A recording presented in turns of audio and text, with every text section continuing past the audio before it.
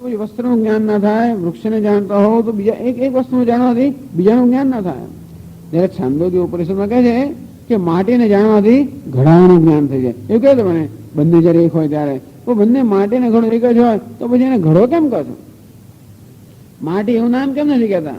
તો કે વાચારંભમ વિકારો નામ ધેમ. આ જે ઘડો છે એ ઘડાની સત્યતા માત્ર ઘડા શબ્દ અને ઘડા નામ જેટલી જ છે. નામની જેટલી સત્યતા હોય એથી વધારે કોઈ સત્યતા આ ઘડા નામના પદાર્થની નથી. એ સ્વામી દયાનંદ બહુ સરસ સમજાવે કે જો જ્યારે પણ એક શબ્દ હોય આપણે વાપરીએ, એ શબ્દને અનુરૂપ કોઈ પદાર્થ પદ હોય કે શબ્દ હોય એને અનુરૂપ કોઈ પદાર્થ હોવો જોઈએ. જેમ કે પુસ્તક એને અનુરૂપ એક પદાર્થ છે, માઇક્રોફોન એને અનુરૂપ પદાર્થ છે, પુષ્પ એને અનુરૂપ પદાર્થ છે, માટી એને અનુરૂપ એક પદાર્થ છે. આપણે ઘડો શબ્દ વાપરીએ તો ઘડાને અનુરૂપ કયો પદાર્થ છે?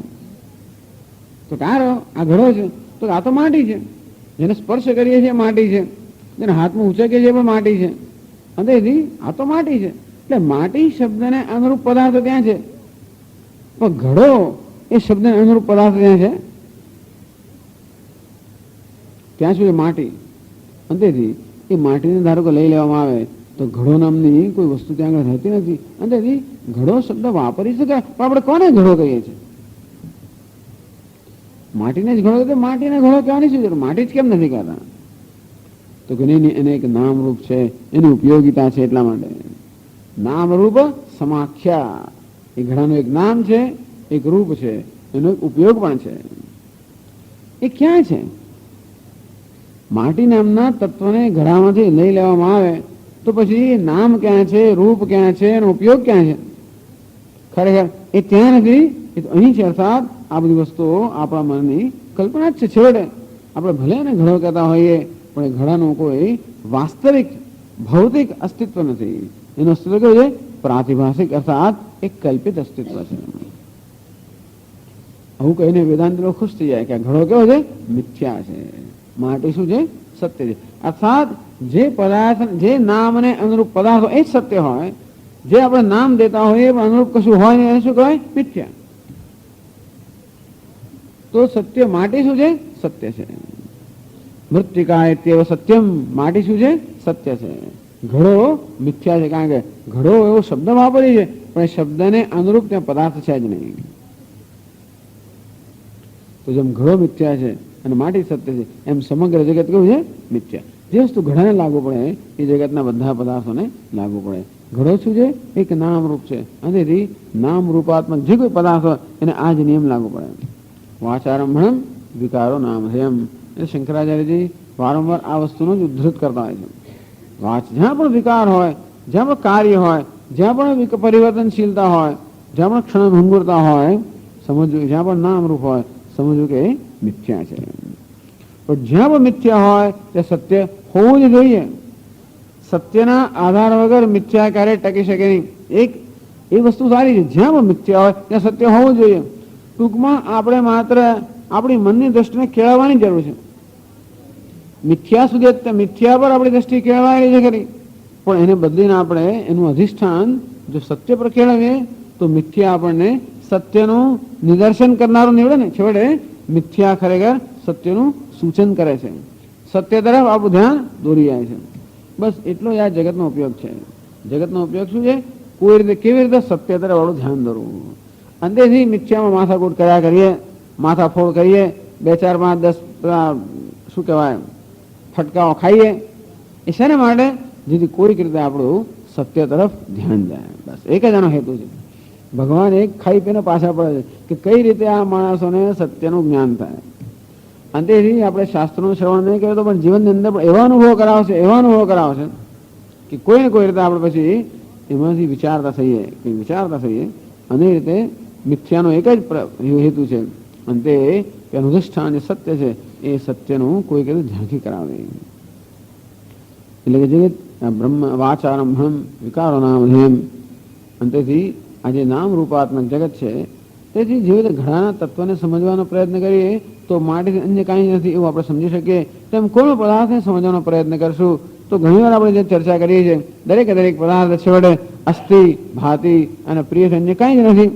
દરેક પદાર્થનું મૂળ તત્વ કયું? અવિનાશી તત્વ કયું? પરિવર્તન રહિત તત્વ કયું? અસ્થિ.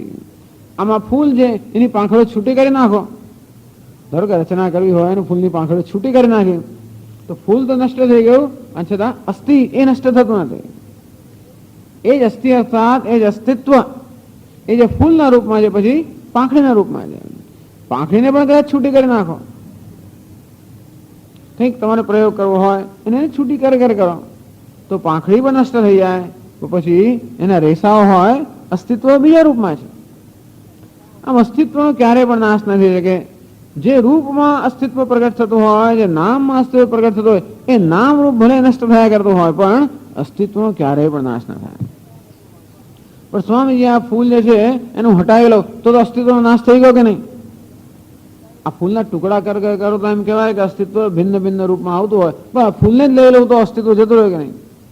તો પછી માઇક્રોફોન આવે, અસ્તિત્વ પછી માઇક્રોફોનના રૂપમાં મારી સમક્ષ આવે. એ લઈ લો તો પુસ્તકના રૂપમાં આવે. અંદરથી મારા મનમાં કશો ને કશો પદાર્થ હોય, એક લઈ તો બીજો આવે. પણ સ્વામી ધારો કે મારામાં કોઈ પણ પદાર્થ ના હોય, મારું મન બધા પદાર્થોના જ્ઞાનથી ખાલી થઈ ગયું હોય તો અસ્તિત્વનો નાશ થઈ ગયો કે નહીં? તો કે ના, તો અસ્તિત્વ નિર્વિશેષ રૂપમાં આવે છે. અત્યારે અસ્તિત્વ સવિશેષ રૂપમાં છે. મારું મન બધા વિચારથી ખાલી કરી નાખું તો અસ્તિત્વ કેવું છે? નિર્વિશેષ રૂપમાં. એ કયા રૂપમાં હોય છે? નિર્વિશેષ રૂપ ક્યાં છે? એ પછી ત્યાં નથી, એ જ્યાં છે ત્યાં મને જણાવે. ક્યાં? તો કે આત્મ સ્વરૂપ એ અસ્તિત્વ છે. નિર્વિશેષ અર્થાત આત્મા કે અહમના રૂપની અંદર વ્યક્ત થતો હોય છે. તેથી અસ્તિત્વનો ક્યારેય લોપ ન થાય. ભાન અર્થાત એ ચેતનતાનો સભાનતાનો ક્યારેય લોપ ન થાય. અને પ્રેમ અર્થાત આનંદનો ક્યારેય પણ લોપ ન થાય. એ ખરું કે આનંદને વ્યક્ત થવા માટે સાત્વિક અંતઃકરણ હોવું આવશ્યક છે, અને તો જ આનંદની અભિવ્યક્તિ થાય. પણ લોપ નથી થતો. આનંદ કદાચ અવ્યક્ત બની જાય પણ નષ્ટ ના થઈ જાય. અસ્થિ ભાતિ અને પ્રિયમ ક્યારેય નષ્ટ ન થાય. એ આનંદ નષ્ટ થઈ ગયો હોત, પ્રેમ નષ્ટ થઈ ગયો તો ક્યારેય ઉત્પન્ન થતો જ ના હોત. પ્રેમ ઉત્પન્ન થતો નથી, પ્રેમ માત્ર અભિવ્યક્ત થતો હોય છે. પરંતુ કે આનંદ એટલે એને અભિવ્યક્તિ માટેના જે અવરોધ છે એવું આવી જાય તો એ અવ્યક્ત બની જાય, અનવ્યક્ત બની જાય. પણ અસ્થિ ભાતિ પ્રેમ નો ક્યારેય નાશ ન થાય, જેનો ક્યારેય પણ નાશ ન થાય, કોઈ સંજોગોમાં નાશ ન થાય, એને કહેવાય છે સત્ય. બધા નામરૂપ કેવા છે? સતત વિનાશી છે, વિનાશી. અને એનું અધિષ્ઠાન અસ્થિ ભાતિ પ્રિયમ એ પણ કયું? આત્મ ચૈતન્ય આત્મ જ્યોતિ સ્વભાવમ. એ અસ્થિ ભાતિ પ્રિયમ એ કેવું છે? એ જ ચૈતન્ય, એ જ આત્મ જ્યોતિ, એ જ સત્ય છે. વાચારંભણમ વિકારણામલયમ અમૃતમ અન્યત અતઃ મર્ત્યમ. તેથી બ્રહ્મ અન્ય કોઈ વસ્તુ જે છે એ અર્થાત સંસાર કેવો છે? મર્ત્યમ અર્થાત મૃત્યુ અધીન છે. તદેવ શુક્રમ તદ બ્રહ્મ તદેવામૃતમ મુચ્યતે. હવે કહે છે તસ્મિન લોકાહ શ્રિતાહ સર્વે. એ વાક્ય સમજાવે છે આગળ. તસ્મિન પરમાર્થ સત્યે બ્રહ્મણે લોકાહ ગંધર્વનગર મરીચ્યુદક માયા સમાહ પરમાર્થ દર્શન અભાવ અવગમનાહ શ્રિતાહ આશ્રિતાહ સર્વે સમસ્તાહ ઉત્પત્તિ સ્થિતિલયેષુ તસ્મિન લોકાહ શ્રિતાહ સર્વે. એ જ કહ્યું, જ્યાં પણ મિથ્યા હોય ત્યાં સત્ય હોવું જ જોઈએ. મિથ્યાનો હંમેશા અધિષ્ઠાન સત્ય ના હોય તો મિથ્યા સંભવી ન શકે. જ્યાં ઘડો હોય ત્યાં માટી હોવી જ જોઈએ. અથવા નામરૂપ હોય તો એ નામરૂપને આધાર આપતું અધિષ્ઠાન તત્વ હોવું જ જોઈએ. મિથ્યા ક્યારે પણ પોતાના પગ પર ના ઉભું રહી શકે. અર્થાત મિથ્યા પોતાના અસ્તિત્વ માટે સત્ય પર આધાર રાખતો હોય છે. અને આ સમગ્ર જગત જો મિથ્યા હોય તો એ મિથ્યાનો આધાર શાના પર હોવો જોઈએ? સત્ય પર. તસ્મિન લોકાહ આશ્રિતાહ સર્વે. બધા જ લોક અર્થાત આ સમગ્ર જગત એ તસ્મિન અર્થાત તસ્મિન બ્રહ્મણી પરમાર્થ સત્ય બ્રહ્મણી. જે પરમાર્થ સત્ય છે, આ જગત કેવું છે? વ્યાવહારિક સત્ય ધરાવે છે. અને બ્રહ્મ કેવું છે? પારમાર્થિક સત્યતા છે એની. તો વ્યાવહારિક સત્યતા અર્થાત જે વ્યવહારમાં અનુભવનો વિષય હોય પરંતુ જે ત્રણેય કાળની અંદર ન ટકી શકતો હોય, જે બાદ યોગ્ય હોય અથવા જેનો બાદ થઈ શકતો હોય એને માત્ર વ્યાવહારિક સત્ય કહેવામાં આવે છે. એટલે આપણે સુષુપ્તિમાં હોઈએ, ગાઢ નિદ્રામાં હોઈએ તો જગતનું કોઈ અસ્તિત્વ ત્યાં હોતું જ નથી. હા, તેથી સુષુપ્તિમાં જગતનો શું થઈ ગયો? બાદ થઈ ગયો. આમ તો આ બાજુ જોઉં તો પેલાનો બાદ થઈ જાય, આમ જોઉં તો આ બાજુનો બાદ થઈ જાય. અર્થાત એક ક્ષણે મારા મનમાં એક જ પદાર્થનું જ્ઞાન હોય, બાકીના બધા પદાર્થોનો બાદ જ થઈ જતો હોય. એટલે બધી વસ્તુનો બાદ સુષુપ્તિમાં થઈ જતો હોય. જે વસ્તુનો બાદ થતો હોય એને સત્ય ના કહેવાય. કારણ કે એ તો હું જોઉં ત્યાં સુધી જ છે. હું જોવાનું બંધ કરું તો જગત છે જ નહીં. માટે જગતનો અનુભવ થાય છે એનો આધાર જગત પર નથી, હું જોઉં છું કે એના પર થાય છે. અને તેથી હું જગતને જોવાનું બંધ કરી દઉં, મારી જ્ઞાનેન્દ્રિયો છે, મારી જ્ઞાનેન્દ્રિયો સંકેલી લઉં, મારા મન બુદ્ધિને સંકેલી લઉં તો જગતનો કોઈ અનુભવ થાય જ નહીં. જગતનો બાદ થઈ ગયો. આમ જગતનો બાદ થયા છતાં પણ જે અનુભવ કરનાર છે આત્મા, એનું ક્યારેય બાદ ના થઈ શકે. અને એને કહેવાય છે પરમાર્થ સત્ય. પરમાર્થ સત્ય અર્થાત કોઈ અવસ્થામાં જેનો બાદ ન થાય. સુષુપ્તિ અવસ્થાની અંદર પણ જે સ્વયં પ્રકાશિત છે, સર્વ અવસ્થાની અંદર સર્વ અનુભવોને પ્રકાશિત કરનાર એ આત્મ ચૈતન્ય જ્યોતિ, એનું ક્યારેય બાદ ન થાય. માટે એને કહ્યું પરમાર્થ સત્ય. તસ્મિન પરમાર્થ સત્ય બ્રહ્મણી. આ બ્રહ્મ જે પારમાર્થિક સત્ય ધરાવે છે એમાં લોકાહા, આ લોક કેવા છે, અર્થાત જગત કેવું છે એ દ્રષ્ટાંત ગંધર્વ નગર, મરીચી ઉદક, જેટલા હાથમાં બધા દ્રષ્ટાંત આપે છે એક લાઈનમાં. સારું, રજ્જુ સર્પ નથી ખબર. એટલે ગંધર્વ નગર, મરીચી ઉદક, માયા સ્વાહા. તો ગંધર્વ નગર એટલે તે આકાશની અંદર વાદળો નગર દેખાય, હું માનું છું એને જ ગંધર્વ નગર કહેતા હશે. એમના દ્રષ્ટાંત બહુ ગમે છે. સાંજ પડી હોય, સૂર્યાસ્ત થઈ રહ્યો હોય, સુંદર બધા રંગો ક્ષિતિજની અંદર હોય અને ત્યાં જાત જાતના રાજમહેલ ને બધી વસ્તુઓ દેખાતી હોય અને આનંદ પામતો કેવું સુંદર નગર છે, જે ત્યાં ગંધર્વ લોકો નિવાસ કરતા હશે. ગંધર્વ નગર. મરીચ્યુદક એટલે કે ઝાંઝવાનું જ. માયા અર્થાત જાદુ. આ માયા સમાહ, જાદુમાંથી જે ઉત્પત્તિ થઈ હોય કે ઝાંઝવાના જળ નહીં, ઝાંઝવાનું જળ એવું છે એને વ્યાવહારિક સત્તા કહેવાય. એક 3 પ્રકારની સત્તા વેદાંત શાસ્ત્રમાં સ્વીકારવામાં આવી છે: પારમાર્થિક સત્ય, વ્યાવહારિક સત્ય અને પ્રાતિભાષિક સત્ય. તો વ્યાવહારિક અર્થાત જે બધાના જ્ઞાનનો વિષય હોય, જે હોય મિથ્યા અને છતાંય બધા જ્ઞાનનો વિષય હોય. જેમ આકાશ કેવું છે? ભૂરું છે. ખરેખર આકાશ ભૂરું નથી, પણ બધા લોકોને આકાશ ભૂરું દેખાતું હોય. તેમ ઝાંઝવાના જળ નામની કોઈ વસ્તુ નથી, પણ બધાને દેખાતી હોય. એક પ્રકારનો મિથ્યા થયો. જ્યારે સ્વપ્નનો મને જે અનુભવ થતો હોય એ મારો વ્યક્તિગત અનુભવ છે, એને શું કહે? પ્રાતિભાષિક સત્તા. અને તેથી જે વ્યક્તિગત મનની ઉપજ હોય એને પ્રાતિભાષિક સત્તા, જે સમષ્ટિ મનની ઉપજ હોય એને વ્યાવહારિક સત્તા, અને જે મનની ઉપજથી પર હોય એનું અધિષ્ઠાનોને પારમાર્થિક સત્તા એમ કહેવામાં આવે છે. એટલા માટે આચાર્ય ભિન્ન ભિન્ન પ્રકારના દ્રષ્ટાંત આપે છે કે ગંધર્વ નગર જે છે એ માત્ર એક વ્યક્તિગત મનની કલ્પના છે, પ્રાતિભાષિક વસ્તુ છે. મરીચી ઉદક ઝાંઝવાનું જે છે એ બધાને નથી છતાં બધાને દેખાતું હોય એ પ્રકારની એના મિથ્યાત્વ છે. બધા મિથ્યા તો ખરા, પણ મિથ્યાત્વમાં પણ થોડો થોડો ભેદ હોય, એટલા માટે ભિન્ન ભિન્ન દ્રષ્ટાંત આપવામાં આવે છે. ટૂંકમાં આ સમગ્ર જગત આ પ્રકારે મિથ્યા છે. એ કલ્પ મિથ્યાર્થાત કલ્પિત છે, માત્ર જૂનાની દ્રષ્ટિ પર આધાર રાખે છે. પરમાર્થ દર્શન અભાવ અવગમનાહ. પરમાર્થ દર્શન જ્યારે થાય ત્યારે જેનો બાદ થઈ જાય, જેવી રીતે દોરડાનું દર્શન થાય તો સાપનો બાદ થઈ જાય, અને તે રીતે પરમ બ્રહ્મના જ્યારે દર્શન થાય ત્યારે જે જગતનો બાદ થઈ જાય છે. એવા બ્રહ્મ પર આ બધા લોક મિથ્યા જગત જે છે શ્રિતા આશ્રિતા સર્વે સમસ્તા ઉત્પત્તિ સ્થિતિ લયેશુ. જગતની ઉત્પત્તિ થાય, જગતની સ્થિતિ હોય, એનો લય થાય ત્યારે પણ સર્વત્ર સર્વસ્થાની અંદર આ મિથ્યા જગત જેના પર આધારિત છે એ પરમ બ્રહ્મ પારમાર્થિક સત્ય છે. છેલ્લે તદુનાત્યેતિ કશ્ચન. કોઈ પણ એનું અતિક્રમણ કરી શકતો નથી. કહ્યું કે પ્રમાણે મિથ્યા ક્યારેય સત્યનું અતિક્રમણ ના કરી શકે. મિથ્યાને આધારિત થવા માટે સત્યની આવશ્યકતા છે જ. નથી ક્યારે પણ આ મિથ્યા જગતનો કોઈ પણ કણ આ પરમાર્થ સત્ય બ્રહ્મ છે એનું અતિક્રમણ ના કરી શકે. છેલ્લા વાક્યમાં સમજાવે છે તદુ તદ બ્રહ્મ ન અત્યેતિ ન અતિવર્તતે મૃદાદિમ ઇવ ઘટાદિ કાર્યમ કશ્ચન કશ્ચિદપि વિકારઃ એતદ્વૈ તદ.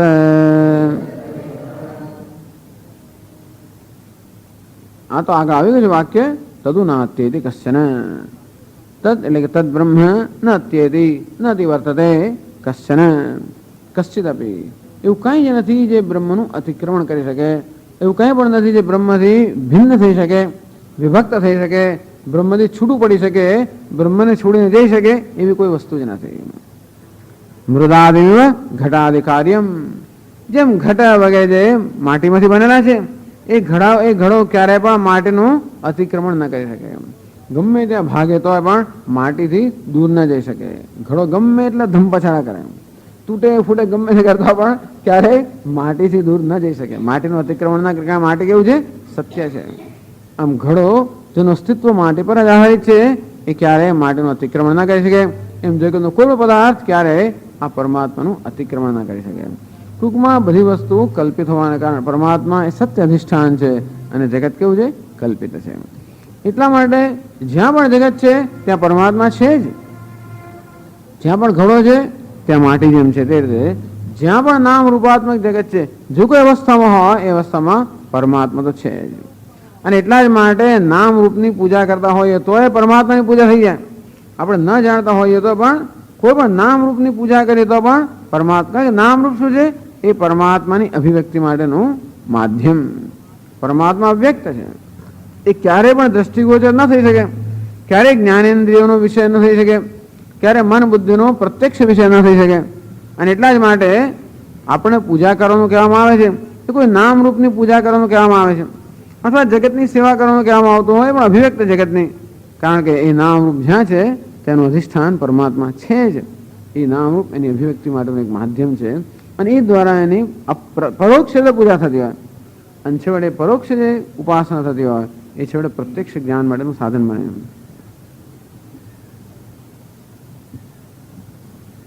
હવે આગળ કહે છે બીજા મંત્રની અંદર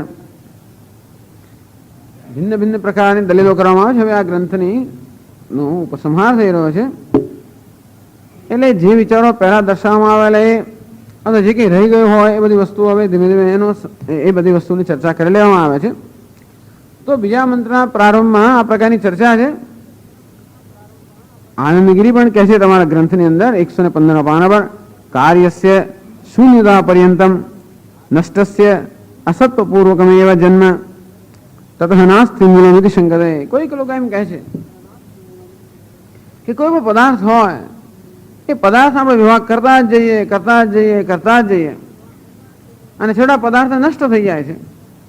કાર્યસ્ય શૂન્યતા પર્યંતમ નષ્ટસ્ય કાર્યસ્ય. ટૂંકમાં કોઈ પણ પદાર્થને આપણે વિભાગ કરતા જ જઈએ છેવટે નષ્ટ થઈ જાય છે, કશું રહેતું નથી. આપણો અનુભવ શું કહે છે કે આ પદાર્થના આપણે વિભાગ કરતા જ જઈએ, તોડતા જ જઈએ તો કશું બચતું જ નથી. તમે કહો છો કે પરમાત્મા છે, પણ ક્યાં છે? જો અહીં પરમાત્મા હોય તો પછી આ પદાર્થને તોડીએ ફોડીએ કંઈ પણ કરીએ તો છેવટે કંઈક બચવું તો જોઈએ ને. જેમ હનુમાનજી દરેક પેલા મોતીને તોડે, આમ દાંતમાં બરાબર ભરાવે, દાંત વચ્ચે તોડે, જુએ શું છે, શું જુએ તો કે રામને જોઉં છું, તો દેખાતો નથી અંદર. આમ દરેક કોઈ પણ પદાર્થને લઈને આપણે તોડીએ તો એ પદાર્થ છેવટે નષ્ટ થઈ જાય છે. જેમ વૈજ્ઞાનિકો પણ અણુ લઈને તોડે, એનો વિભાગ કરે, પરમાણુનો પછી વિભાગ કરે, એમ બધા વિભાગ કરતા છેવટે કશું બચતું જ નથી. અને એટલા માટે અમને એવું લાગે છે કે આ જગતનું કોઈ મૂળ છે જ નહીં. જો મૂળ કારણ હોય તો કાર્યનો નાશ થાય ત્યારે કારણ તો બચવું જોઈએ, અર્થાત આ કાર્ય જે છે એ કારણમાં વિલીન થઈ જવું જોઈએ. જેમ ઘડો હોય એ માટીમાં વિલીન થઈ જાય તો એમ કહેવાય કે ઘડાનો જન્મ માટીમાંથી થયો, કે માટી એ ઘડાનું મૂળ છે. હવે એ તો દ્રષ્ટાંત તમે આપ્યા કરો છો, બરોબર છે, ઘડોનો માટી બરોબર છે, પણ માટીનું પછી કારણ કયું? તો કે પૃથ્વી. એનું કારણ કયું? તો કે જળ. એનું કારણ કયું? તો કે અગ્નિ. આ વેદાંતની પ્રક્રિયાનો સ્વીકાર કરી દો. નહીં તો પછી એનું કારણ તો અણુ, પછી એનું કારણ કોણ? તો કે પરમાણુ. એમ કરતા આપણે જયારે એના કારણમાં જઈએ મૂળમાં, ત્યારે આપણો અનુભવ શું કહે છે? છેવટે આ કાર્ય સંપૂર્ણ રીતે નષ્ટ થઈ જાય છે, કશું ત્યાં બચતું જ નથી. મનમાં પણ એવું થાય છે, મનમાં પણ બધું બાદ કર્યા જ કરો. મનમાં પણ શું છે? શૂન્યતા જ વ્યાપી જતી હોય છે. અંતેથી અમને તો એવું જણાય છે કે આ જગતના મૂળમાં શૂન્ય છે. તમે કહો છો બ્રહ્મ છે, અમારો અનુભવ શું કહે છે? જગતના મૂળમાં શૂન્ય છે. અસત્વપૂર્વકમેવ જન્મ. અંતેથી આ બધા પદાર્થોનો જગતનો જન્મ શું થયો છે? શૂન્યમાંથી સર્જન થયું છે. તતઃ નાસ્તિ મૂલમિતિ. અંતેથી અમે તો કહીએ છીએ કે આ જગતનું કોઈ મૂળ કે કારણ છે જ નહીં. આ બધું જન્મ્યું છે માંથી? શૂન્યમાં. અને છેવટે ક્યાં જઈને વિલીન થઈ જશે? શૂન્યમાં. અને આપ કહો છો એવી જાતનું બ્રહ્મ કે પરમાત્મા એવું કોઈ જગતનું કારણ હોય એવું અમે અમારા અનુભવોથી માની શકતા નથી. અનુભવ અમારે શું કહે છે? આ બધી વસ્તુઓ આપણો અનુભવ છે જ ને, વાટે આજ કરો, વાટે આજ કરો, છેવટે એટલું બધું વાટો અને છેવટે વસ્તુ નષ્ટ થઈ જાય, એનું કોઈ પણ અસ્તિત્વ જ રહે નહીં. અને જગતનું મૂળ કેવું છે? શૂન્ય છે, બ્રહ્મ નથી. એવી શંકા કરે છે. અને શંકાના ઉત્તરમાં એટલે જુઓ શંકરાચાર્યજી પહેલા વાક્યમાં કહે છે 115 પાના પર, યદ વિજ્ઞાનાત અમૃતાઃ ભવન્તિ ઇતિ ઉચ્યતે જગતઃ મૂલમ તદેવ નાસ્તિ બ્રહ્મ આસતઃ એવ ઇદં નિસ્સૃતમ ઇતિ તન્ન યદ વિજ્ઞાનાત અમૃતાઃ ભવન્તિ ઇતિ ઉચ્યતે તદેવ શુક્રમ તદ બ્રહ્મ તદેવ અમૃતમ ઉચ્યતે. અંતેથી આ પરમાત્મા કહે છે અમૃત સ્વરૂપ છે, અમૃતત્વનો સ્વભાવ છે. યદ વિજ્ઞાનાત અમૃતાઃ ભવન્તિ. જેનું જ્ઞાન પ્રાપ્ત કરવાથી આ જ્ઞાની પુરુષ પણ અમર બની જાય છે, અર્થાત મૃત્યુમાંથી મુક્ત થઈ જાય છે. તેષામ સુખમ શાશ્વતમ નેતરેષામ તેષામ શાંતિ શાશ્વતી નેતરેષામ. અર્થાત જે પરમાત્માનું જ્ઞાન પ્રાપ્ત કરીને આ જ્ઞાની પુરુષ શાશ્વત સુખ પ્રાપ્ત કરે છે કે શાશ્વત શાંતિ પ્રાપ્ત કરે છે, અમૃતત્વ પ્રાપ્ત કરે છે, મૃત્યુમાંથી મુક્તિ પ્રાપ્ત કરે છે. જગત મૂલમ તદેવ નાસ્તિ. એવું જગતનું મૂળ જે છે અર્થાત જગતનું અધિષ્ઠાન કે કારણ જેના વિશે તમે લોકો કહો છો કે જેના જ્ઞાનથી મનુષ્ય અમર બની જાય અર્થાત મૃત્યુમાંથી મુક્ત થઈ જાય એવું કોઈ એવું કારણ કે પરમ બ્રહ્મ છે જ નહીં. તદેવ નાસ્તિ બ્રહ્મ અસત એવ ઇદમ નિસૃતમ. અમને એમ લાગે છે કે આ સમગ્ર અસતમાંથી અર્થાત શૂન્યમાંથી ઉત્પન્ન થયેલું છે અને અસત કાર્યવાદ કહેવામાં આવે છે. આમ આપણે ત્યાં આ બે પ્રકારના કાર્યવાદ છે, અસત કાર્યવાદ અને સત્કાર્યવાદ. એક લોકો એમ કહે છે કે આ ઘડો શેમાંથી ઉત્પન્ન થયો? કોઈ પ્રશ્ન થયો કે માટીમાં ઘડો છે કે નહીં? એક લોકો એમ કહે છે કે માટીમાં ઘડો છે જ નહીં. માટીમાં જો ઘડો હોય તો પછી આ ઘડાને ઉત્પન્ન કરવા માટે આ બધા પ્રયત્નની જરૂર શું? માટીમાં જો ઘડો, એક જણ એમ કહે છે કે માટીમાં જ ઘડો રહેલો છે, માટીમાં ઘડો રહેલો છે, બીજો કહે છે માટીમાં ઘડો નથી. એક જણ કહે છે માટીમાં ઘડો ન હોત તો માટીમાંથી ઘડો બન્યો જ કેવી રીતે હોત?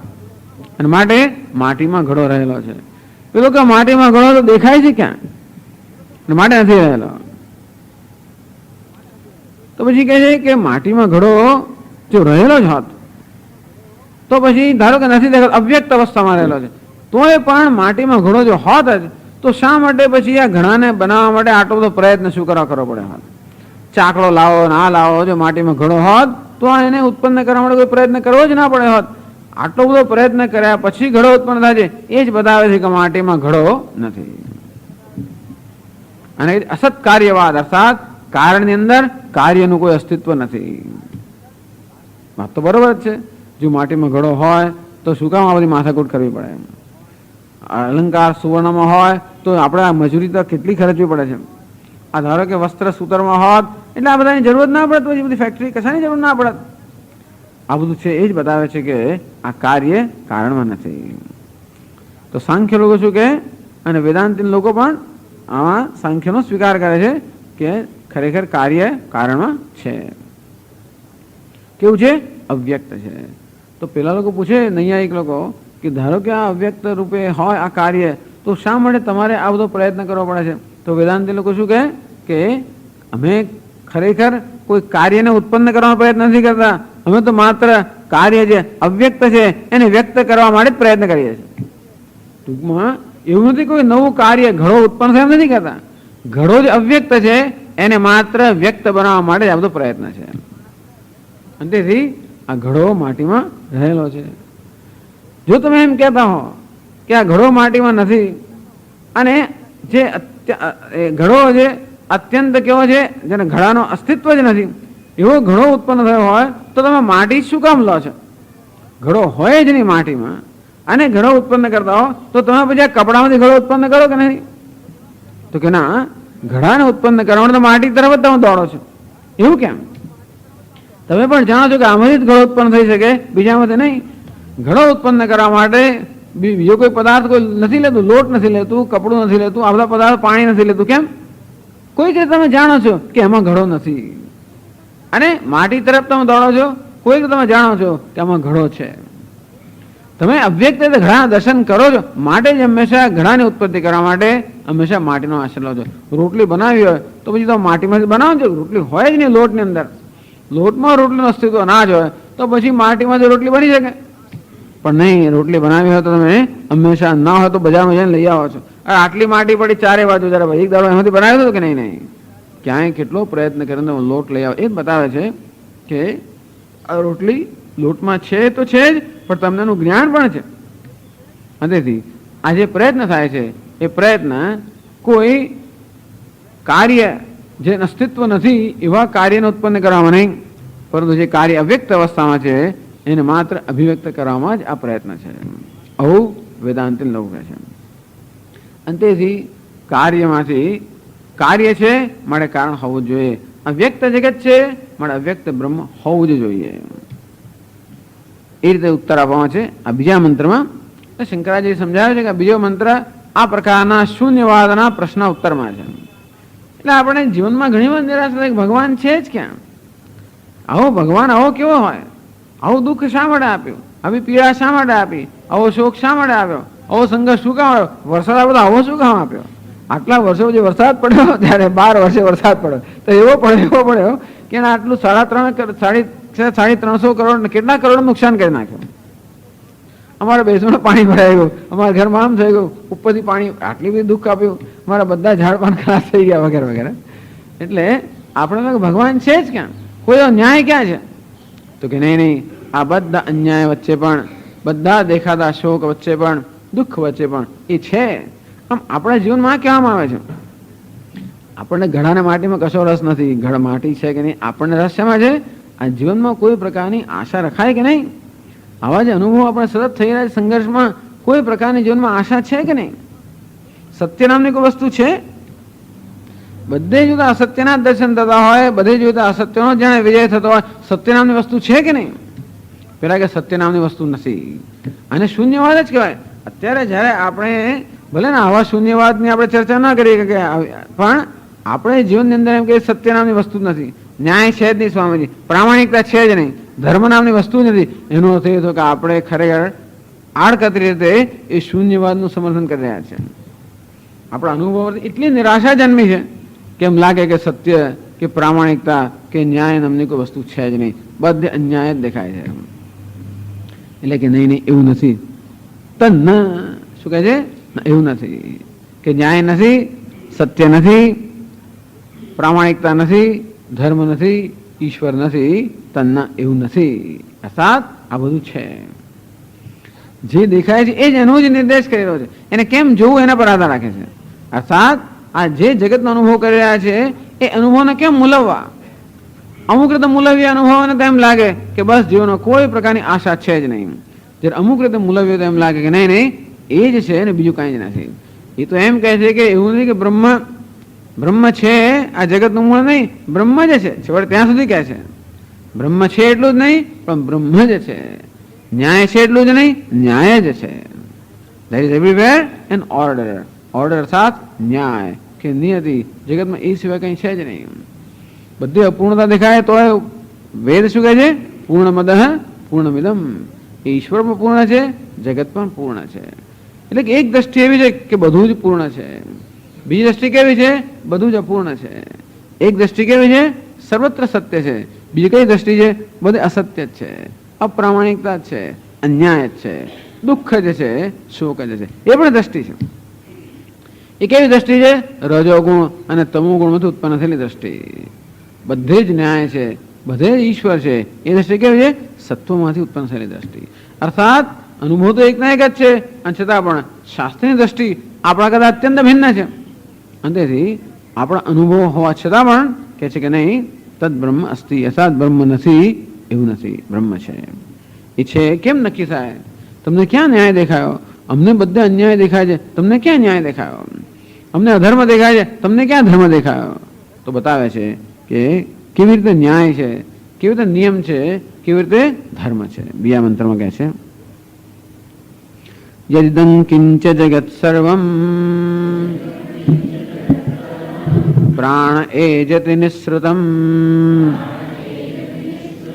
મહદ્ભયં વજ્રમુદ્યતમ ય એતદ્ વિદુરમૃતાસ્તે ભવન્તિ.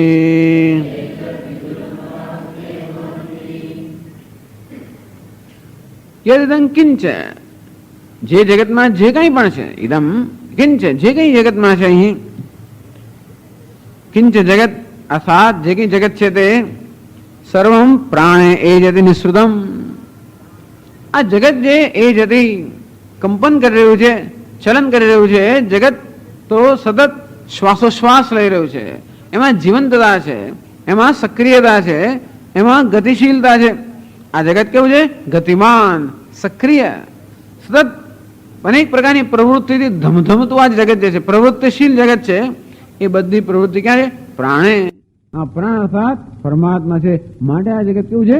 પ્રવૃત્તિશીલ છે, અભિવ્યક્ત થાય છે, અનુભવાય છે, પ્રવૃત્તિશીલ છે, સતત ચલાયમાન છે, સતત ગતિ કરી રહ્યું છે, સતત કંપન કરી રહ્યું છે. એ કોને કારણે છે? પ્રાણ અર્થાત એ પરમાત્મા છે, એને કારણે. નિઃસૃતમ, અને ઉત્પત્તિ ક્યાં થઈ છે? એ જ પરમાત્માની ઉત્પત્તિ થઈ છે, અને પરમાત્મા છે. માટે આ જગત કેવું છે? સતત શ્વાસોશ્વાસ લઈ રહ્યું છે, અર્થાત સતત ગતિશીલ છે. એ છે એમ કેમ કહી શકાય? આ પ્રાણ અર્થાત પરમાત્મા જેવું શા પછી કહો છો? મહદ્ભયમ વજ્રમુદ્યતમ. એ પરમાત્મા કેવું છે? મહદ્ભયમ, મોટો મહાન ભયનું કારણ ના હોય જાણે કે, એટલે ભયંકર ભગવાન છે જાણે કે. ભયંકર વજ્રમુદ્યતમ. વજ્રમ એટલે કે વજ્ર, ઇન્દ્રનું પેલું વજ્ર છે. ઉદ્યતમ એટલે ઊંચું કરેલું. અર્થાત ઊંચું ક્યારે કરે? મારવા માટે જ ઊંચું કરે. હંમેશા કોઈ પણ શસ્ત્રને ઊંચું કરવા માટે શું રહ્યું? ઊંચું કરી રાખ્યું એટલે શું? મારવાની તૈયારી જ છે. અને તેથી કોઈ આપણને શસ્ત્ર ઊંચું કરે આપણી સામે એટલે તરત આપણે હાથ જોડે કે તું જે કહી છે કરીશ. અંતે રીતે આ જગતના બધા જ પરિબળો અને બધા તત્વો જાણે કે બધા ડાયા ડમરા કયાગર ના હોય, આપણે તરત કયાગર બની જઈએ. નહીતર કશું ના ભાઈ દંડો ઊંચો કર્યો, ઘરની અંદર પેલો આખો કામ દોડા દોડ કરતો હોય, કામ બામ કશું કરતો ના હોય, એક દંડો ઊંચો કર્યો આમ એકદમ કયાગર બની જાય. અને તે રીતે આ જગતના બધા તત્વો બધા પરિબળો કયાગર ના હોય, એ બધા પોતપોતાનું કાર્ય કરી રહ્યા છે. એ પછી અમે કહીએ છીએ કે આ બધાને નિયમનમાં રાખનાર. બાકી આ લોકો નિયમમાં રહે એવું તો બને જ નહીં. આગળના મંત્રમાં કહે છે કેવા કેવા શક્તિશાળી જગતના પરિબળો છે, કુદરતના પરિબળો, એ કોઈના નિયમમાં રહેવા નથી. અને છતાં બધા ડાયા ડમરા થઈને કયાગ્ર થઈને પોતપોતાનું કાર્ય એકદમ બહુ સ્વસ્થ રીતે અને નિયમિત રીતે કરી રહ્યા છે. એ જ બતાવે છે કે આ સર્વને નિયમનમાં રાખનાર કોઈ નિયંતા હોવો જોઈએ. જ્યાં સુધી આ વસ્તુ આપણા અનુભવનો વિષય ના થાય ત્યાં સુધી હંમેશા અનુમાનનો અને શ્રદ્ધાનો વિષય રહે. અને છતાં પણ આપણા અનુભવમાંથી આપણે એવું પણ તારણ કાઢી શકીએ કે જગતમાં કોઈ પ્રકારનો ન્યાય કે સત્ય છે જ નહીં. અથવા એ જ અનુભવને બીજી રીતે સમજવામાં આવે તો એમ જણાય કે નહીં નહીં, જગતમાં નિયતિ છે, ન્યાય છે, સત્ય છે, ઓર્ડર છે. એ તો ઉપનિષદ આપણને બતાવે છે કે તમે જગતમાં ક્યાંય પણ નજર કરો, સર્વત્ર આપણને આ નિયતિના ન્યાયના દર્શન થાય છે. એ તદ વિદુહુ, એને જે જાણે છે, જેને કારણે આ સમગ્ર જગત ચલાયમાન છે, જેને કારણે આ સમગ્ર જગત ગતિશીલ છે, જેને કારણે જગતના સર્વ તત્વો કે પરિબળો સતત પોતાનું કાર્ય નિયમ પ્રમાણે બજાવી રહ્યા છે, એ પરમાત્માને જાણે છે. તે અમૃતાહ ભવંતિ, એ લોકો અમર બની જાય છે. ભાષ્યમાં સમજાવે છે યદિદં કિંચ યત્કિંચ ઇદમ જગત સર્વં પ્રાણે પરસ્મિન બ્રહ્મણિ સતી એજતિ કંપતે તતઃ એવ નિસૃતમ નિર્ગતમ સત પ્રચલતિ નિયમેન ચેષ્ટતે. યદિદં કિંચ એટલે યદ કિંચ ઇદમ જગત, જગતનો અર્થ જ ચલાયમાન થાય છે. ગચ્છતિ ઇતિ જગત, અર્થાત જે સતત ગતિશીલ છે નામ જગત. જગતનો અર્થ જ જે ગતિશીલ છે, ચલાયમાન છે. તો જગતની અંદર જે કાંઈ વસ્તુ યદ કિંચ જે કાંઈ હોય, અણુથી માંડીને નાનું મોટું, ભલે પછી મોટા સૂર્ય હોય, ચંદ્ર હોય, તારા હોય, આવા મોટા મોટા પદાર્થ હોય, અથવા નાનું અણુ, પરમાણુ કે બીજાણુ કે કીટાણુ જે કશું હોય, એ બધી જ વસ્તુઓ માંડીને યદ કિંચ જે કાંઈ હોય તે સારું ખરાબ, નાનું મોટું, સારું ખોટું, અહીં ત્યાં, ભૂતકાળ ભવિષ્ય વર્તમાન, કોઈ પણ જગ્યાએ કોઈ પણ વસ્તુ કેવી પણ હોય, યદ કિંચ ઇદમ જગત એ જતિ કંપતે. બધી વસ્તુ કેવી છે? ચલાયમાન છે, ગતિશીલ છે. વૈજ્ઞાનિકો કહે કે તમે જરા બ્રહ્માંડ પર નજર કરો તો આમ મગજ કામ ના કરે, એટલી ઝડપથી આ બધી વસ્તુઓ એવી જ આમ ગાડાની જેમ ઘૂમી જ રહે છે. બધી ચંદ્ર હોય પૃથ્વીની આસપાસ ઘૂમી રહ્યો હોય, અને પૃથ્વી સૂર્યની આસપાસ ઘૂમી રહી હોય, સૂર્ય હોય બીજા સૂર્યની આસપાસ ઘૂમી રહ્યો હોય, અને આખી મોટી ગેલેક્સી કે આકાશ ગાવડી પેલાની આસપાસ, આમ જ્યાં જગતમાં નજર કરો ત્યાં જ્યાં જોઈએ ત્યાં બસ ગતિ ગતિ ગતિ. માણસ ગાળો થઈ જાય, કોઈ જગ્યાએ સ્થિરતા છે જ નહીં. આપણે એમ કે આપણે સ્થિર છીએ, પણ આપણે સ્થિર માનીએ ત્યારે પણ ખરેખર બધાએ ભમી જ રહ્યા છે. આમ જગત કેવું છે? સતત ભ્રમણ કરી રહ્યું છે. શેને માટે ભ્રમણ કરે છે? કઈ જગ્યાએ જાય છે? કોની? આ બધું ભ્રમણ થતું હોય તો આ બધા ભ્રમણની કોઈ ધરી હોવી જ જોઈએ. જેમ ચક્ર ગતિમાન હોય, ભ્રમણ કરતું હોય, તો એ ચક્રને સત્તા અને ગતિ પ્રદાન કરનાર કોઈ એની ધરી હોવી જ જોઈએ. અંતે સમગ્ર જગત ગતિમાન છે. અને ગતિ હંમેશા સામાન્ય નિયમ એવો છે કે કોઈ પણ પદાર્થને પોતાના સ્વભાવ રીતે વર્તવાનું કહેવામાં આવે તો વસ્તુ તેની એ કશું ગતિ કરે જ નહીં. જડતા, ઇનર્શિયા એ પદાર્થનો સ્વભાવ છે. અંતેથી એને ધક્કો મારવા ના આવે તો કોઈ વસ્તુ ચલાયમાન થાય જ નહીં. બધી વસ્તુ પોતાના સ્થાને સ્થિર રહે. એને ગતિ ક્યારે હોય? કોઈ ધક્કો મારતો હોય, ખેંચતું હોય ત્યારે. આટલા મોટા મોટા પદાર્થો પૃથ્વીના બધા આખો દિવસ ફર કરે છે, એ બતાવે છે કે બધાને ધક્કો મારનાર, પ્રેરણા આપનાર, કંઈક એમને ગતિમાં રાખનાર કંઈક હોવું જ જોઈએ. આ બધી વસ્તુઓ પોતાના સ્વભાવ વિરુદ્ધ વર્તી રહી છે ને. સ્વભાવ કેવો છે? કશું ના કરે સ્વભાવ છે. અને છતાં પણ આ જગતના બધા જ તત્વો સતત ગતિશીલ છે બતાવે છે. સ્વભાવની વિરુદ્ધની માટે કોઈ કરાવી રહ્યું છે. આપણનું આપણું ચાલે તો આપણે આરામથી સુઈ જઈએ અને ખાઈ પીને મજા આવે, ખાટલેથી પાટલે એવું જ આપણે કર્યા કરીએ. અને છતાં સવારથી સાંજ આ માણસ કશું કર્યું એ બતાવે છે કે એને નિયમનમાં રાખનાર, એને કરવા પ્રવૃત્ત કરનાર કશુંક તો હોવું જોઈએ. કોઈક પરિબળ હોવું જોઈએ જેનાથી એકદમ વધારે બળવાન હોવું જોઈએ. અને જેના ભયને કારણે કે જેની આજ્ઞાને કારણે, ભય શબ્દ ભલે વાપર્યો છે અહીંયા, પણ કહેવાનો ભાવ થાય છે કે જેના નિયમનને કારણે આ બધી વસ્તુઓ ગતિશીલ તો છે, પણ નિયમિત ગતિ કરી રહી છે. એમને દોડાદોડ કરતું હોય તો એ કદાચ કંઈક ગાણું થઈ ગયું હોય. આ કેવું છે? નિયમિત ગતિ કરી રહ્યું છે. અર્થાત માત્ર ભાગ કરવું એવું નથી. જગતમાં કોઈ પણ જગ્યાએ અનિયમિતતા નથી. અણુ પણ જે ગતિ કરી રહ્યો છે બધું નિયમ પ્રમાણે કરી રહ્યો છે.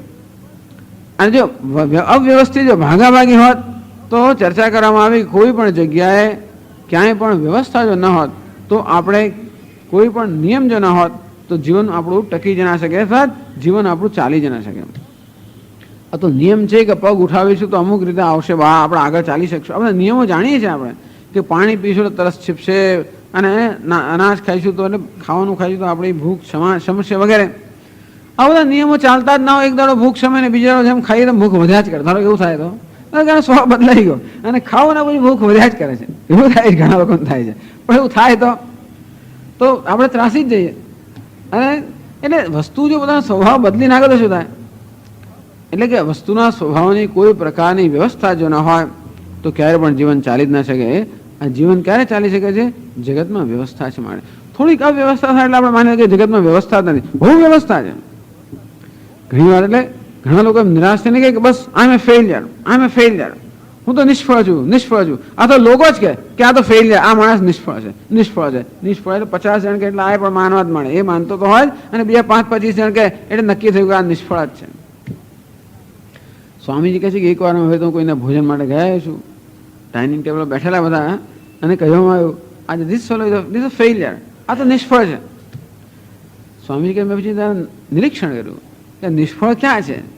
પછી આ માણસ બેઠા બધા જમતા હતા, એને પછી ચમચામાં થોડો ખાવાનું લઈ અને મોં મૂક્યું. તો કે આ તો એને સમજદારથી કર્યું. એને ખાવાનું લઈને મોં મૂક્યું. નિષ્ફળ હોત બધામાં તો ખાવાનું મોં મૂકવાનું નાકમાં કદાચ મૂકત કે કાનમાં મૂકત, પછી ક્યાં મૂક્યું? મોંમાં જ મૂક્યું. પછી મેં પૂછ્યું તારું નામ શું? તારે નામ બતાવ્યું. અર્થાત જે શબ્દનું એ ઉચ્ચારણ કરવા માંગતો એ શબ્દનું ઉચ્ચારણ કર્યું, બીજાનું ના કર્યું. નામ શું? તો કે જે કે નામ દેવદત્ત. અને તેથી એ દેવદત્ત જ બોલ્યો, બીજું ના બોલ્યો. એ તો સફળતાથી બોલ્યો. ઊભો થયો પણ સફળતાથી થયો. એવું નહીં કે આમ બેસી ગયો, એવું નહીં. ઊભા થવાનો સમય તો ઊભો થઈ ગયો. હા, બધી વસ્તુ તો ચાલવાનો સમય આવે તો ચાલ્યો. નિષ્ફળ કોને કહેવાય? ચાલવાનો પ્રયત્ન કરે પાછળ જતો, આગળ જવાનો પ્રયત્ન કરે પાછળ જાય. એવું તો કંઈ થયું નહીં. અને તેથી મને તો કે સફળતા ને સફળતા આમાં નિષ્ફળતા ક્યાં દેખાય છે? શ્વાસોશ્વાસમાં વ્યવસ્થિત લઈ રહ્યો છે. અને તેથી આ બધું કામ વ્યવસ્થિત તો કરી રહ્યો છે. માણસ બધું સફળતાથી કરે છે. એક બે વસ્તુ ના કરી માટે આપણે નિષ્ફળ કહીએ છીએ. 1000 વસ્તુ સફળતાથી કરે છે એની નોંધ લેવાને બદલે 2 વસ્તુ સફળતા ના કરી માટે આપણે એને છાપ મારી દીધી, નિષ્ફળ છે. અને તે રીતે હજારો વસ્તુ નિયમિત ચાલે છે, 2-4 વસ્તુ નિયમિત ન ચાલે. 2-5-10 ગાયો રસ્તામાં ઉભી રહી, 15-20 ખાડા પડી ગયા, ધારો કે થયું, હવે પાણી ભરાઈ ગયું, આપણે શું કહ્યું? બધું અવ્યવસ્થા છે. હશે અવ્યવસ્થા તો પાણી તો ઉપરથી નીચે જ પડ્યું, અને જ્યારે પણ જશે ત્યારે પણ નીચે જ જશે. જ્યારે પણ જશે ત્યારે એટલે કહેવાનો ભાવ થાય છે કે જે કંઈ થાય છે તે છેવટે બધું નિયમ પ્રમાણે જ થતું હોય છે. અને પાણી ભરાઈ ગયું એ પણ નિયમ પ્રમાણે થાય છે, અનિયમથી નથી, નિયમ પ્રમાણે થાય છે. પાણીના નિકાલની વ્યવસ્થામાં તો પાણી ભરાઈ જાય, આવો નિયમ છે. અને તેથી એ નિયમ પ્રમાણે જ થાય છે. ખાડા પડે પણ નિયમ પ્રમાણે થાય છે, નિયમ વગર નથી થતા. ટૂંકમાં એસ્ફાલ્ટનો ડામરનો રસ્તો હોય, ડામર અને પાણી એકબીજાના દુશ્મન હોવાને કારણે જ્યાં પાણી ભરાતા ડામર ના રહે, આ નિયમ છે, નિયમ પ્રમાણે થાય. બધી વસ્તુ નિયમ પ્રમાણે જ થઈ રહી છે. બસ ભોયરામાં પાણી આવી ગયું એ પણ નિયમ પ્રમાણે જ છે. ભોયરું નીચે હોય, પાણી ઉપર હતો, નિયમ પ્રમાણે જ આવે. એ પણ બધું નિયમ પ્રમાણે થાય છે. કોઈ વસ્તુ ખરેખર નિયમની બહાર થતી જ નથી. આમ જોઈએ તો બધી જ બધું વ્યવસ્થિત છે. આપણે બધા અવ્યવસ્થિત સમજ્યા. જો કચરો કેટલો પડે છે, બરોબર છે, કોઈ ના લઈ જાય તો પડે રહે. કચરાનો નિયમ છે, કોઈ ના લઈ જાય તો ત્યાં પડે રહે. એ પણ નિયમ પ્રમાણે જ થાય છે ને. આમાં નિયમની વિરુદ્ધ શું થયું? બધી વસ્તુ નિયમ પ્રમાણે જ થાય છે. જૂના ઘરમાં કામ કર્યું, વાસણ ઢગલા થઈ, એ પણ નિયમ પ્રમાણે છે. કોઈ ના માજે તો ઢગલા થઈ જાય. તેથી બધી વસ્તુ કેવી છે? નિયમ પ્રમાણે જ છે. જગતમાં જે કંઈ બને છે એ બધું નિયમ પ્રમાણે બને, ન્યાય પ્રમાણે બને છે. ન્યાય પ્રમાણે જ બને છે. ન્યાય કદાચ આપણે ખબર ના હોય, પરંતુ બધું ન્યાય પ્રમાણે બને છે. જે વસ્તુની જ્યારે જે જરૂર હોય એ પ્રમાણે વસ્તુ બનતી હોય. શક્ય છે કે આ બધા લોકોને ઉઠાડવા માટે, જાગૃત કરવા માટે આ થોડી જરૂર હોય. એટલે ઘણી વાર માણસ જાગૃત હોય, 2-4 ધબ્બા, 2-4 તમાશા મારવા પડે, એકાદ લાકડીનો દંડો મારવો પડે તો જાગી જાય. માણસ એવો કંઈક ઘરકાવ થઈ ગયો એને પછી આ બેસારો બોલાવી એમ ટપલી મારે તો ના મારે, પછી એકાદ મુક્કો એમ મારવો પડે. એમ શક્ય છે કે આ બધાને ઉઠાડવા માટે આ થોડા ધબ્બાની જરૂર હોય.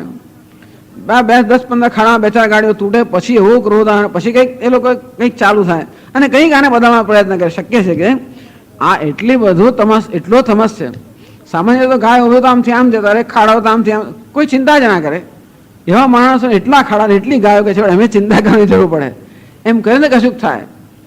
અને તેથી શક્ય છે, ખબર નથી આ બધું થાય છે એની પાછળ કશોક નિયમ તો હશે. જે આપણે ન દેખાતો એવો નિયમ હોવો જોઈએ. આમ તો મેં કહ્યું પ્રમાણે જે થાય છે બધું નિયમ પ્રમાણે જ થાય છે. આપણે ઈચ્છીએ એવો નિયમ ના, આપણે નિયમ પ્રમાણે જ થતો હોય. અને જે અવ્યવસ્થા જાણે છે પણ કદાચ કોઈ બીજા નિયમ પ્રમાણે થતી હોય, જેની કદાચ આપણે કલ્પના ન કરી હોય, પરંતુ જે કંઈ થાય છે બધું નિયમિત થાય છે. એટલે કહે છે એ જતી, અર્થાત કોઈ નિયંત્રણ કરનાર હોવો જોઈએ, કોઈ નિયંતા હોવો જોઈએ જે બધા નિયમને જાળવે છે. એટલે કહે છે એ જતી કંપતે, આ સમગ્ર કંપી રહ્યું છે, ચલાયમાન છે. અને એની ગતિ કેવી છે? નિયમિત ગતિ છે. અવ્યવસ્થિત ગતિ નથી, વ્યવસ્થિત ગતિ છે. બધી વસ્તુ, પૃથ્વીની ગતિ કેવી છે? વ્યવસ્થિત છે. અણુઓની ગતિ કેવી છે? વ્યવસ્થિત છે. પરમાણુની ગતિ પણ કેવી છે? વ્યવસ્થિત છે. જે કઈ વસ્તુ હોય વ્યવસ્થિત છે. દૂધમાંથી દહીં પણ વ્યવસ્થિત રીતે થાય. પણ સ્વામી જે દૂધ ઉભરાઈ ગયું એ પણ વ્યવસ્થિત છે. કારણ કે અગ્નિ મળે, દૂધને ગરમ કરો એટલે ઉભરો આવે, અને અગ્નિ બંધ નાખે તો ઉભરાઈ જાય. પણ શું છે? વ્યવસ્થા પ્રમાણે થાય છે. ટૂંકમાં જે કંઈ થાય છે બધું વ્યવસ્થા પ્રમાણે થાય છે. અકસ્માત થતો જ નથી. ખરેખર જે થાય છે વ્યવસ્થા પ્રમાણે થાય. બે ગાડી અથડાઈ ગઈ એ પણ વ્યવસ્થા પ્રમાણે છે. બે વસ્તુ એક સાથે એક સમયે ન હોઈ શકે અને માટે હોવાનો પ્રયત્ન કર્યો તો એના પરિણામે આવું થયું. બે એક થઈ ગઈ, ટૂંકમાં બે જુદી હતી એક થઈ ગઈ. પણ એ પણ વ્યવસ્થા પ્રમાણે થાય છે. શક્ય છે આપણે ઈચ્છીએ પ્રકારની વ્યવસ્થા ના હોય, એ જુદી વાત છે. આપણે ઈચ્છીએ પ્રમાણે વ્યવસ્થા માટે આપણે આટલા બધા આકરા થઈ જઈએ છીએ, ઉકળી જઈએ છીએ. કેમ? વ્યાકુળ થઈ જઈએ છીએ, કારણ કે આ વ્યવસ્થા આપણી ઈચ્છા પ્રમાણે નથી. એ વસ્તુ કાં તો એવું કરવું પડે કે આપણી ઈચ્છાને બદલવી પડે એ વ્યવસ્થા પ્રમાણે, તો કઈ ના થાય. એક ઉકેલ એવો છે કે આપણે આ વ્યવસ્થા પ્રમાણે આપણી ઈચ્છા થાય તો કોઈ તકલીફ જ ના પડે. અથવા પુરુષાર્થ કરીને એ વસ્તુને બદલવી જોઈએ તો આપણી ઈચ્છા પ્રમાણે થાય. ઈચ્છા રાખવી હોય તો પુરુષાર્થ ન કરવો હોય તો ઈચ્છા છોડી દેવાની. આ બેમાંથી એક ઉપાય. આપણે ઈચ્છા રાખવી પણ છે અને પુરુષાર્થ કરવો પણ નથી, અને એને કારણે આ બધી વ્યાકુળતા જન્મે છે. એ પણ નિયમ પ્રમાણે જ છે. ઈચ્છા હોય અને પ્રયત્ન ના હોય તો વ્યાકુળતા હોય, એ પણ નિયમ પ્રમાણે છે. તેથી જે કંઈ થાય છે બધું નિયમિત જ છે. એ બતાવે છે કે સર્વત્ર નિયમ છે. પ્રાણે સતી, આ પ્રાણે શબ્દ જે છે સાતમી વિભક્તિ સતી સપ્તમી, આ પ્રાણ જ્યારે છે ત્યારે પ્રાણસ્ય પ્રાણ, આ પ્રાણ પણ જે ચાલી રહ્યો છે વ્યવસ્થિત રીતે. પ્રાણ અર્થ શક્તિ. આ સમગ્ર જગતની જે શક્તિ છે એ શક્તિ જેને ઉર્જા કહેવામાં આવે છે અને અહીંયા પ્રાણ કહેવામાં આવ્યો. પણ ઉર્જા પણ જેને કારણે વ્યવસ્થિત ચાલી રહી છે અને જેની પ્રેરણાથી કે જેની શક્તિથી આ સમગ્ર જગત ચાલી રહ્યું છે એ પ્રાણ કે ઉર્જા, એનાથી કોનો નિર્દેશ કરવામાં આવ્યો? પરમાત્માનો. કારણ કે આપણે પરમાત્માની નજીકમાં નજીક વસ્તુ જોઈ શકીએ શું છે? પ્રાણ છે, અર્થાત ઉર્જા. ત્યાં સુધી આપણી દ્રષ્ટિ પહોંચી શકે છે, એથી આગળ નથી પહોંચી શકતી. વૈજ્ઞાનિકો પદાર્થનું વિભાજન કરતા કરતા છેવટે જાણે છે કે બધા પદાર્થ ક્યાં લીન થઈ જાય? ઉર્જામાં. બસ એથી આગળ આપણી દ્રષ્ટિ જતી નથી. માટે એ પરમાત્માની નજીકમાં નજીક હોવાને કારણે એ પ્રાણ શબ્દ વાપરવામાં આવ્યો. પણ પ્રાણ શબ્દથી કોનું ઉપલક્ષણ છે પ્રાણ શબ્દ? તો કે પરમાત્મા. આ પરમાત્મા જે પહેલા પ્રાણના રૂપમાં વ્યક્ત થાય છે અને પછી જગતના રૂપે વ્યક્ત થાય છે, એ પરમાત્મા જ્યારે છે ત્યારે આ જગત બધું નિયંત્રિત કે વ્યવસ્થિત રીતે ચાલી રહ્યું છે. પ્રાણ એ જતી નિસૃતમ તતહેવ નિસૃતમ, અને એનું ઉત્પત્તિ પણ ક્યાંથી? જગતની ઉત્પત્તિ ક્યાંથી છે? આ પ્રાણમાંથી, પરમાત્મામાંથી. તતહેવ એમાંથી જ નિસૃતમ એટલે નિર્ગતમ. નિસૃતમનો અર્થ સમજાવે છે નિર્ગતમ સત પ્રચલતી. તો શ્રુ એ ગતિના અર્થમાં છે.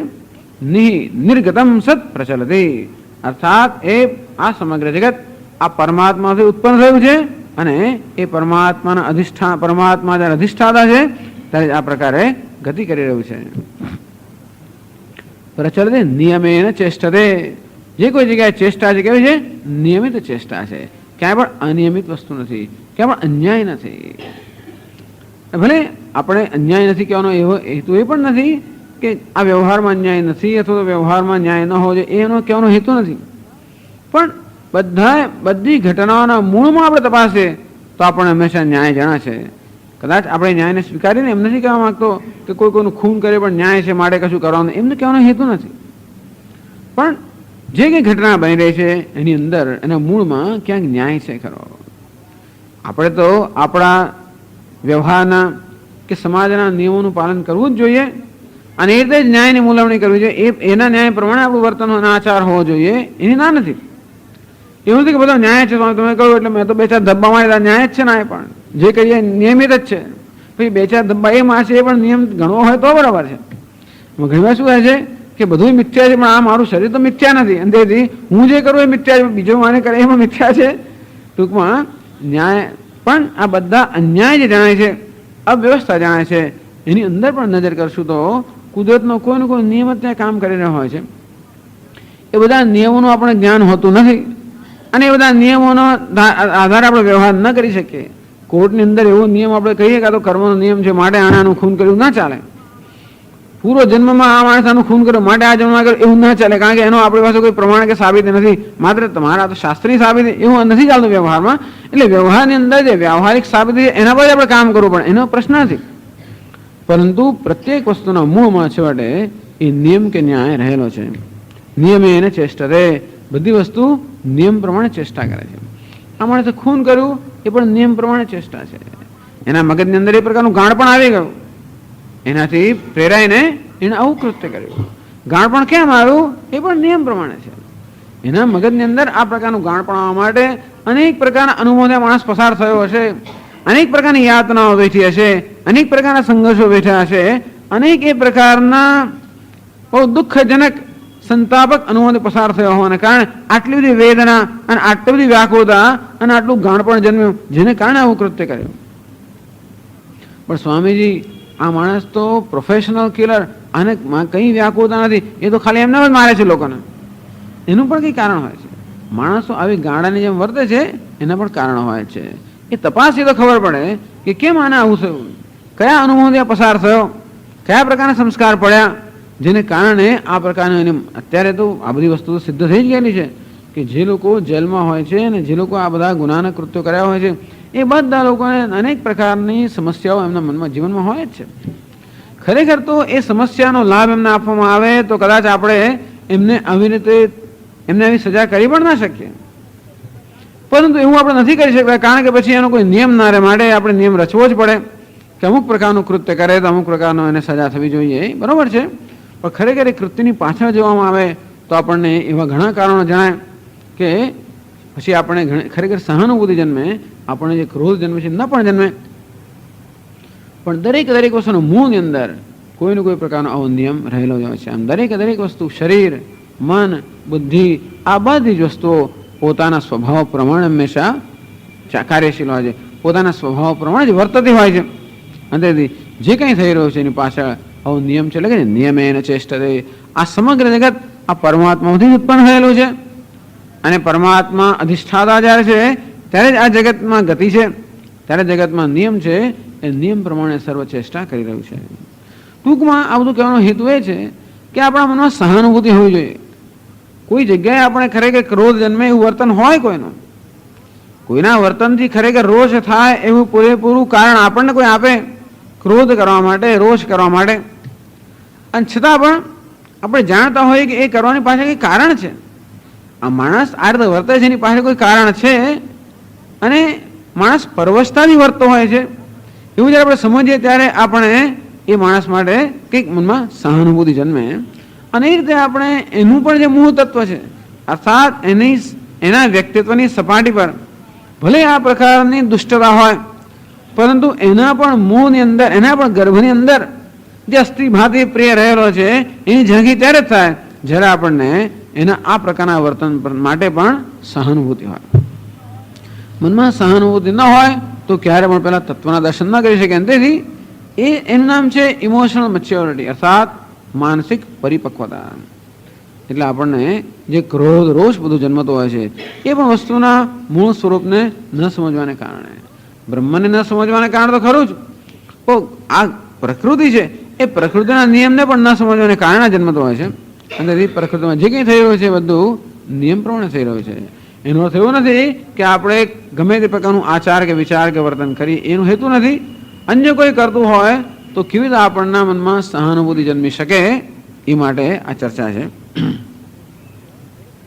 યદિદમ કિંચ જગત સર્વમ પ્રાણે એજત નિસૃતમ. આમ સમગ્ર જગત આ પ્રાણમાંથી પરમાત્માથી જન્મેલું છે, અને પરમાત્મા અધિષ્ઠાતા છે ત્યારે જ આ નિયમિત ચેષ્ટા કરી રહ્યું છે. ઓમ ઓમ પૂર્ણમદ પૂર્ણમિદમ પૂર્ણાત પૂર્ણમુદચ્યતે પૂર્ણસ્ય પૂર્ણમાદાય પૂર્ણમેવાવશિષ્યતે. ઓમ શાંતિ શાંતિ શાંતિ. શંકરં શંકરાચાર્યં કેશવં બાદરાયણં સૂત્રભાષ્યકૃતૌ વંદે ભગવन्तौ પુનઃ પુનઃ. ઈશ્વરો ગુરુરાત્મેતિ મૂર્તિભેદવિભાગિને વ્યોમવદ્વ્યાપ્તદેહાય દક્ષિણામૂર્તયે નમઃ. ઓમ શાંતિ શાંતિ શાંતિ. હરિ ઓમ શ્રી ગુરુભ્યો નમઃ. હરિ ઓમ.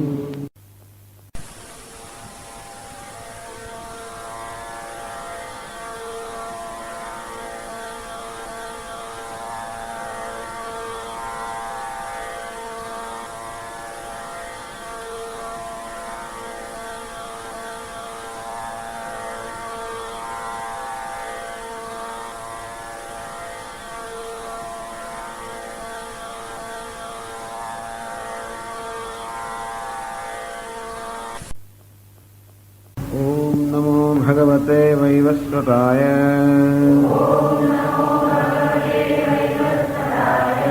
मृत्यवे ब्रह्मविद्याचार्याय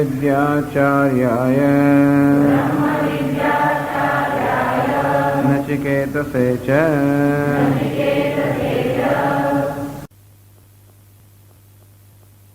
वाक्शाखः एषोऽश्वत्थः सनातनः तदेव शुक्रं तद्ब्रह्म तदेवामृतमुच्यते तस्मिन् लोकाश्रिताः सर्वे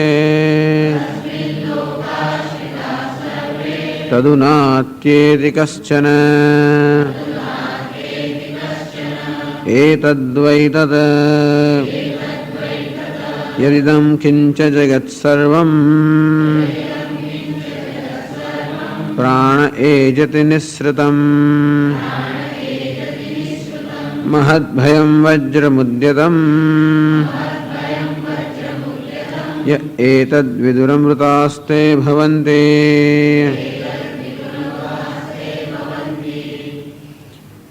यदिदं किंच जगत सर्वम जे कई जगत છે અહીં પ્રાણે એજતિ નિશ્ચિતમ પ્રાણે સદી એજતે આ જગત સતત ચલાયમાન છે ગતિમાન છે સક્રિય છે જગતમાં સર્વત્ર સક્રિયતા છે જીવંતતા છે ચેતનતા છે આ સર્વ પ્રાણે પ્રાણ અર્થાત પરમ બ્રહ્મ પ્રાણસ્ય પ્રાણ પ્રાણનો જે પ્રાણ અર્થાત પ્રાણને પ્રાણ પ્રદાન કરનાર જે પરમાત્મા છે એ છે માટે આ સમગ્ર જગત સક્રિય છે ચલાયમાન છે ગતિશીલ છે નિઃસૃતમ તતઃ નિઃસૃતમ એ પ્રાણમાંથી અર્થાત એ પરમાત્મામાંથી ઉત્પન્ન થયેલું છે અને પરમાત્મા વડે જ એ સર્વત્ર સદા ગતિમાન છે અહમ સર્વસ્ય પ્રભવ મત્ત સર્વમ પ્રવર્તતે હું જ સર્વનો પ્રભવ છું હું જ સર્વનું ઉત્પત્તિ સ્થાન છું સર્વ મારાથી ઉત્પન્ન થયેલું છે મત્ત સર્વમ પ્રવર્તતે આ બધી પ્રવૃત્તિ પણ મારે કારણે જ છે હું જ સર્વને સત્તા પ્રદાન કરનાર છું હું સર્વ મારાથી ઉદ્ભવ થયું અર્થાત હું જ સર્વને સત્તા પ્રદાન કરનાર છું મત્ત સર્વમ પ્રવર્તતે આ મારા વડે જ સર્વ પ્રવૃત્ત છે સક્રિય છે ગતિશીલ છે ચેતનાત્મક છે આમ ભગવાન કહે છે કે હું જ સર્વને સત્તા અને સ્ફૂર્તિ પ્રદાન કરનાર છું હું જ ઉપાદાન અને નિમિત્ત કારણ છું અર્થાત ઈશ્વર છે અગત્યની વસ્તુ એ છે કે ઈશ્વર છે કે નહીં જો એમ કહેતા હો કે ઈશ્વર એટલે જગતનું કારણ તો અમને તો લાગે છે કે જગતનું કોઈ કારણ જ નથી કારણ કે જ્યારે પણ કોઈ પદાર્થનો નાશ થાય ત્યારે પદાર્થના નાશ થયા પછી કે ત્યાં રહેતું જ નથી ત્યાં આમ પદાર્થના નાશ થયા પછી કંઈ ન રહેતું એનો તો એવું થયો કે પદાર્થનો નાશ શૂન્યમાં થઈ નાશ થયો અને શૂન્ય જ બચી ગયો આની રીતે શૂન્યમાંથી જ આ સર્વસર્જન થાય છે અને શૂન્યમાં જ એનો લય થાય છે અને તેથી ઈશ્વર નામનું કોઈ તત્વ નથી એટલે બતાવે છે કહેવાનો ભાવ એ છે કે ઈશ્વર નામનું કોઈ તત્વ નથી આગળ પણ એની ચર્ચા આવે છે આ જ વલ્લીની અંદર એ ત્યારે પણ એની ચર્ચા થશે પરંતુ ઈશ્વર છે એ કેમ નક્કી કરી શકાય તો કે જગતના નિરીક્ષણ પરથી કેવું જગત ચલાયમાન છે વ્યવસ્થિત રીતે ચલાયમાન છે નિર્ગતમ સત પ્રચલતી નિયમેન ચેષ્ટતે માત્ર આ જગતમાં ચેષ્ટા છે એટલું જ નહીં નિયમેન ચેષ્ટતે બધી જ ચેષ્ટાઓ બધી જ ક્રિયાઓ બધી જ ગતિ બધી નિયમ પ્રમાણે છે એ જ બતાવે છે કે આ સર્વ નિયમ જાળવનાર કોઈક નિયંતા હોવો જોઈએ આગળ પછી ભાષ્યમાં કહે છે હવે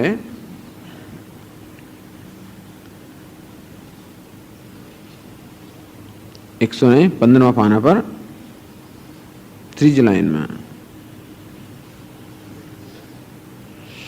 યદેવં જગદુત્પત્ત્યાદિ કારણમ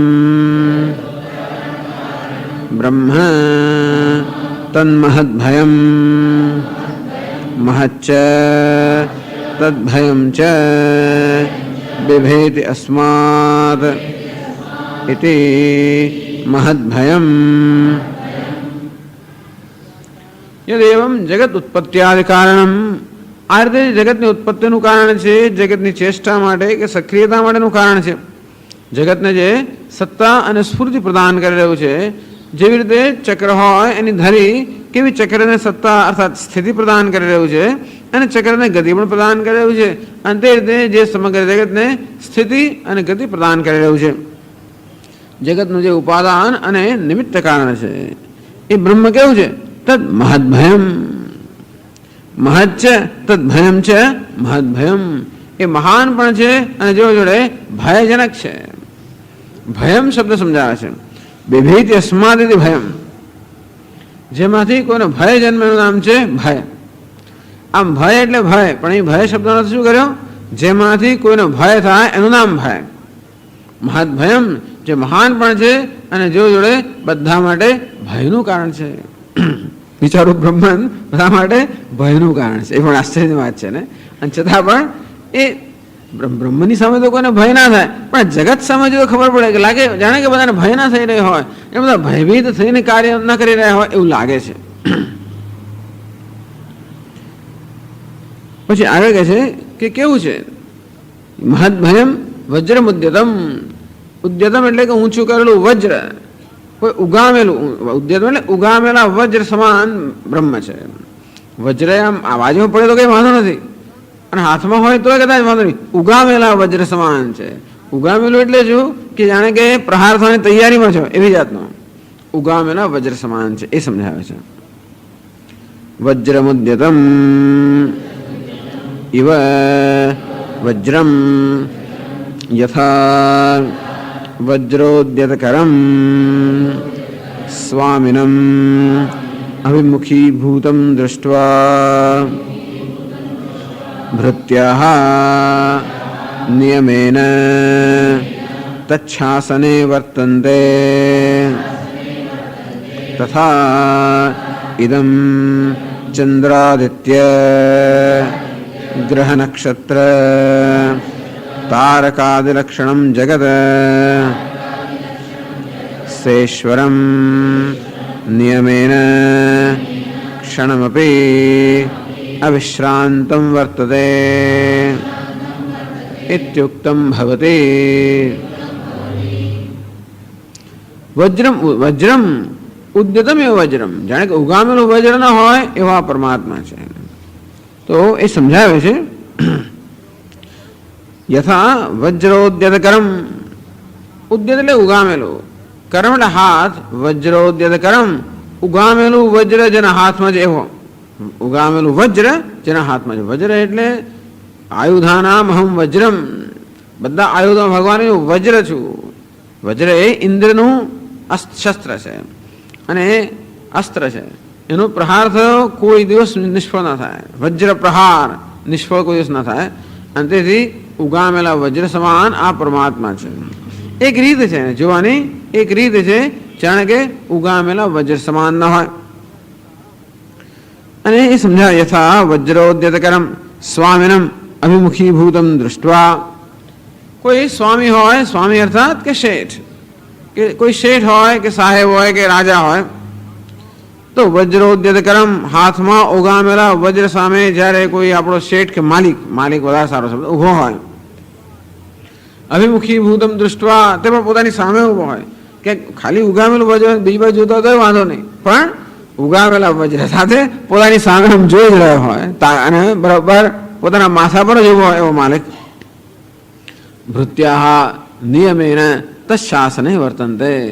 અને બધા સેવકો, બીજા બધા તો નહીં, બધા કે ગભરાયો નિયમ નથી, પણ જે સેવકો છે, જે સેવકો તત્શાસને નિયમેન વર્તન્તે, એના શાસનમાં નિયમ પ્રમાણે, એટલે જે પ્રકારે વર્તવું જોઈએ એ રીતે વર્તા હોય છે. તથા એમ કારણ કે ભય છે. આમ કેવી રીતે? એટલે નિયમિત જે વર્તન છે એનું એક કારણ ભય પણ હોઈ શકે એ બતાવે છે. તો તેવી રીતે ભયથી બધા લોકો કેવી રીતે નિયમ પ્રમાણે વર્તન કરતા હોય, પોતપોતાની ફરજ બજાવતા હોય. તથા એમ અને તેવી રીતે આ ચંદ્રાદિત્ય નક્ષત્ર ગ્રહ તારકાદિ લક્ષણમ જગત સૈશ્વરમ. અને તે રીતે આ પણ ચંદ્ર, આદિત્ય, ચંદ્ર, સૂર્ય, તારાઓ, ગ્રહો, નક્ષત્રો, આ બધા પદાર્થોનું બનેલું આ જગત. સૈશ્વરમ ઈશ્વર જેમાં છે એવું આ જગત. નિયમેન ક્ષણમપી અવિશ્રાંતમ, એક ક્ષણનો પણ વિશ્રામ લીધા વગર નિયમિત વર્તતે ઇતિ ઉક્તમ ભવતી. આ જગતનું પ્રત્યેક તત્વ, જગતનો પ્રત્યેક પદાર્થ પોતાના ધર્મનું ક્યારે પણ ઉલ્લંઘન કે અતિક્રમણ કરતો નથી. પ્રત્યેક પદાર્થ પોતાના ધર્મ પ્રમાણે જ ચેષ્ટા કરતા હોય છે. અને પ્રત્યેક પદાર્થનું જે સ્થાન હોય, દરેક પદાર્થનું જગતમાં કોઈ સ્થાન હોય છે. અને દરેક પદાર્થની કોઈ ફરજ હોય છે. દરેક પદાર્થને એમને રચ્યો નથી. ભગવાને જે વસ્તુને રચી છે એનું કોઈનું કોઈ કારણ છે. આમ દરેક પદાર્થ પોતપોતાના સ્થાને હોવાનું કોઈક કારણ છે.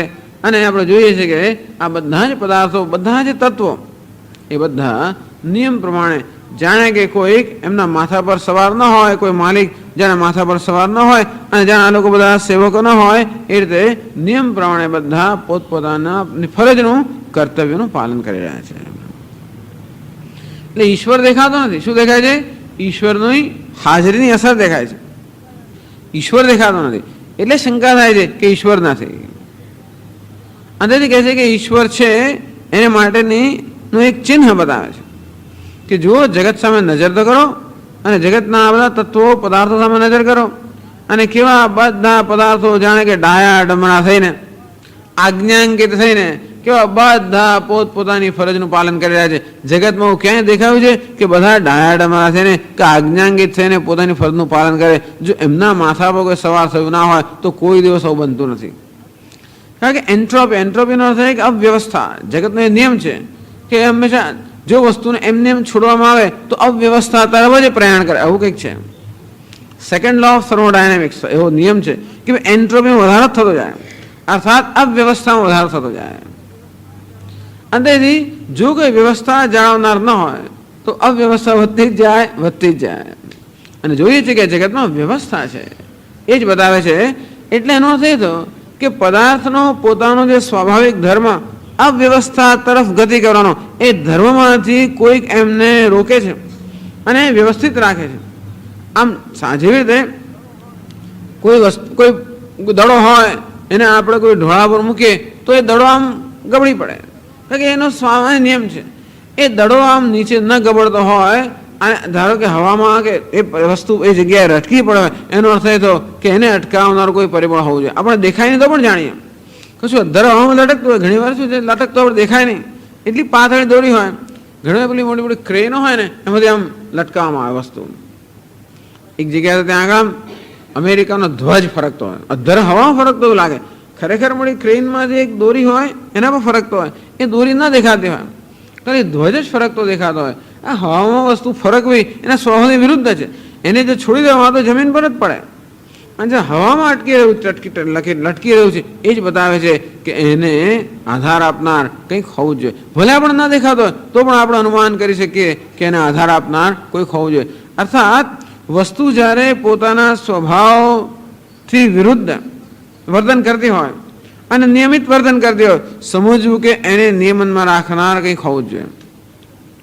આમ તો ન્યૂટન કહે છે જ કે નહીં, ન્યૂટન તો નથી કહે છે કે બધા પદાર્થો ગતિમાં ફ્રિક્શન, પેલું શું કે ઘર્ષણ વસ્તુ એવી છે, ઘર્ષણ વસ્તુ એવી છે કે પદાર્થો બધા રોકાઈ જ જાય. અને છતાંય પદાર્થ જો ગતિમાં હોય, સમજવું કે એ પદાર્થને ગતિમાં રાખવાનું કોઈ પરિબળ હોવું જોઈએ, નહીંતર ઘર્ષણથી વસ્તુ આવીને અટકી જ પડે.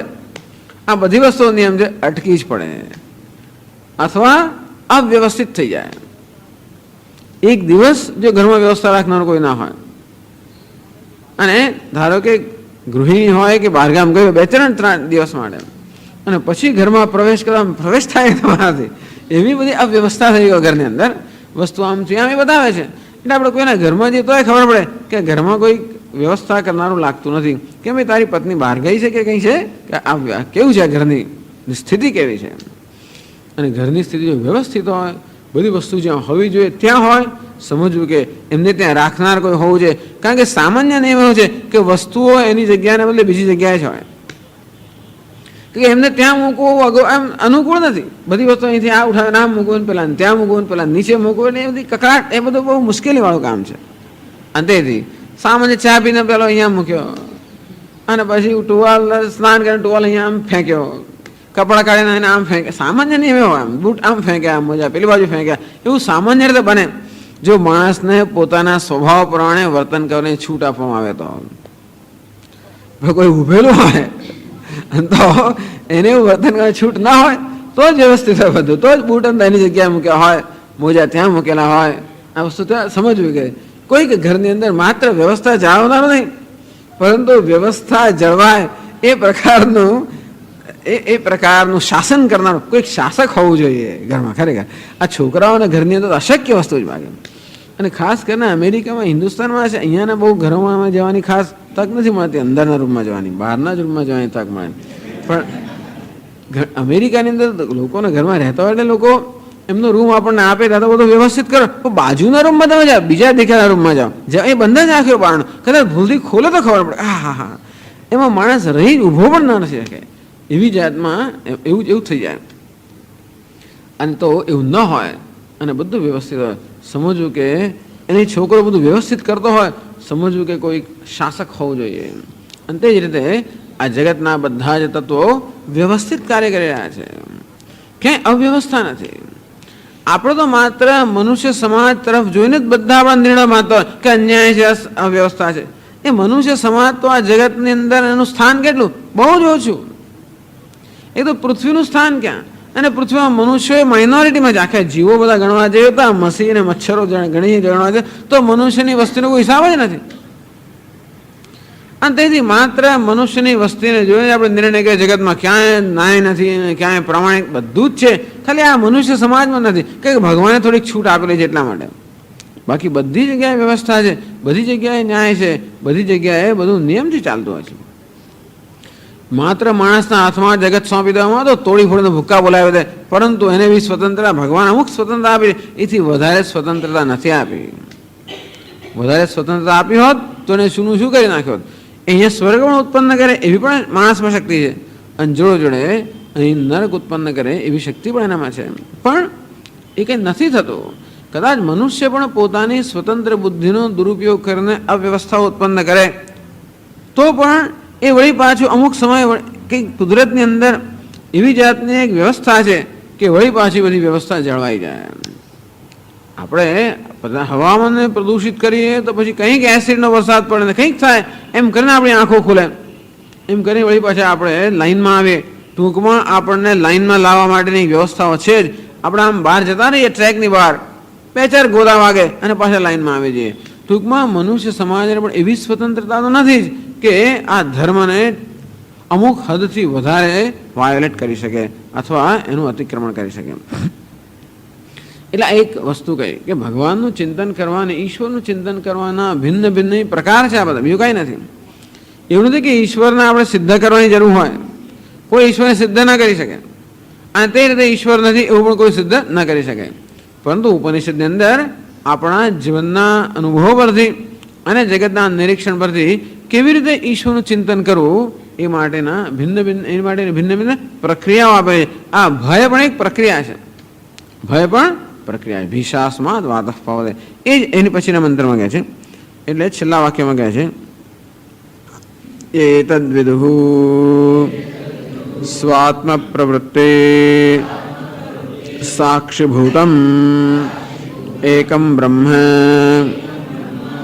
અમૃતાઃ અમરણ ધર્માણઃ તે ભવન્તિ. ये एतद्विदुः, જે આ પરમાત્માને જાણે છે, પરમ બ્રહ્મને જાણે છે. કઈ રીતે જાણે છે? આ સમગ્ર જગતનો શાસક, જગતના બધા જ તત્વોને વ્યવસ્થિત રાખનાર, નિયમનમાં રાખનાર આવો જે પરમાત્મા જે ક્યાં છે એને જાણતા હોય એને કઈ રીતે જાણવાનો છે? સ્વાત્મ પ્રવૃત્તિ સાક્ષીભૂતમ, પોતાની બધી પ્રવૃત્તિઓ જે છે અંતઃકરણની અંદર કે ઇન્દ્રિયોની અંદર જે કંઈ પ્રવૃત્તિ ચાલી રહી હોય એ બધી પ્રવૃત્તિઓના સાક્ષી રૂપે જાણે છે. આ જગતનું શાસન કરનાર ઈશ્વર ક્યાંક સ્વર્ગમાં છે એ નથી જાણવાનો, પણ કેવું જાણવાનો છે? એ જ વાસ્તવમાં મારો આત્મા છે, એ જ આ સર્વ પ્રવૃત્તિઓનો, મારી આંતરિક પ્રવૃત્તિઓનો સાક્ષી છે, એ જ જાણે છે. એટલે જ કહ્યું ઈશાનમ ભૂત ભવ્યસ્ય અંગુષ્ઠમાત્ર પુરુષ મધ્ય આત્મનિ તિષ્ઠતે ઈશાન ભૂત ભવ્યસ્ય. આ આત્મામાં અર્થાત દેહની અંદર અંગૂઠા જેવડો જે પુરુષ અર્થાત જીવાત્મા રહેલો છે એ વાસ્તવમાં ભૂત અને ભવિષ્યનો ઈશાન અર્થાત શાસક છે. ત્રણેય કાળથી પર છે, અર્થાત આ કાળ પણ જેની મર્યાદામાં છે. એ આગળ જ મંત્રમાં કહે છે. એ રીતે આત્માને એ રીતે જાણે છે અથવા ઈશ્વરને આત્મરૂપે જાણે છે. આમ આ રીતે ઈશ્વર અને આત્માનું ઐક્ય જાણે છે. તે અમૃતાહ ભવંતી, એ અમૃતાહ અમરણ ધર્માણ, એ લોકો અમૃત બની જાય છે, અર્થાત મરણથી મુક્ત થઈ જાય છે, અમર થઈ જાય છે. એની પછીના મંત્રમાં કહે છે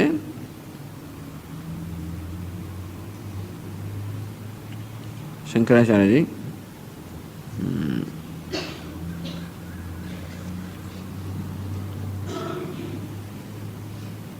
કથમ તદ્ભયાદ જગદ્વર્તતે ઇતિ આહ.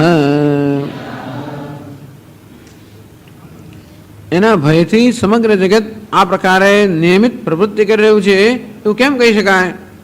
તો એના ઉત્તરમાં આ ત્રીજા મંત્રમાં કહે છે ભયાદસ્યાગ્નિસ્તપતે ભયાત તપતિ સૂર્યઃ ભયાદિન્દ્રશ્ચ વાયુશ્ચ મૃત્યુર્ધાવતિ પંચમઃ. ભયાદસ્ય અગ્નિ તપતે, ભયાત તપતિ સૂર્યઃ, ભયાદ ઇન્દ્રશ્ચ વાયુશ્ચ મૃત્યુ ધાવતિ પંચમઃ. અસ્ય ભયાત અગ્નિ તપતે, અગ્નિ બળી રહ્યો છે. અસ્ય ભયાત, આ પરમાત્માના ભયથી. ભયાત તપતિ સૂર્ય, આ સૂર્ય પ્રકાશ રહ્યો છે પરમાત્માના ભયથી.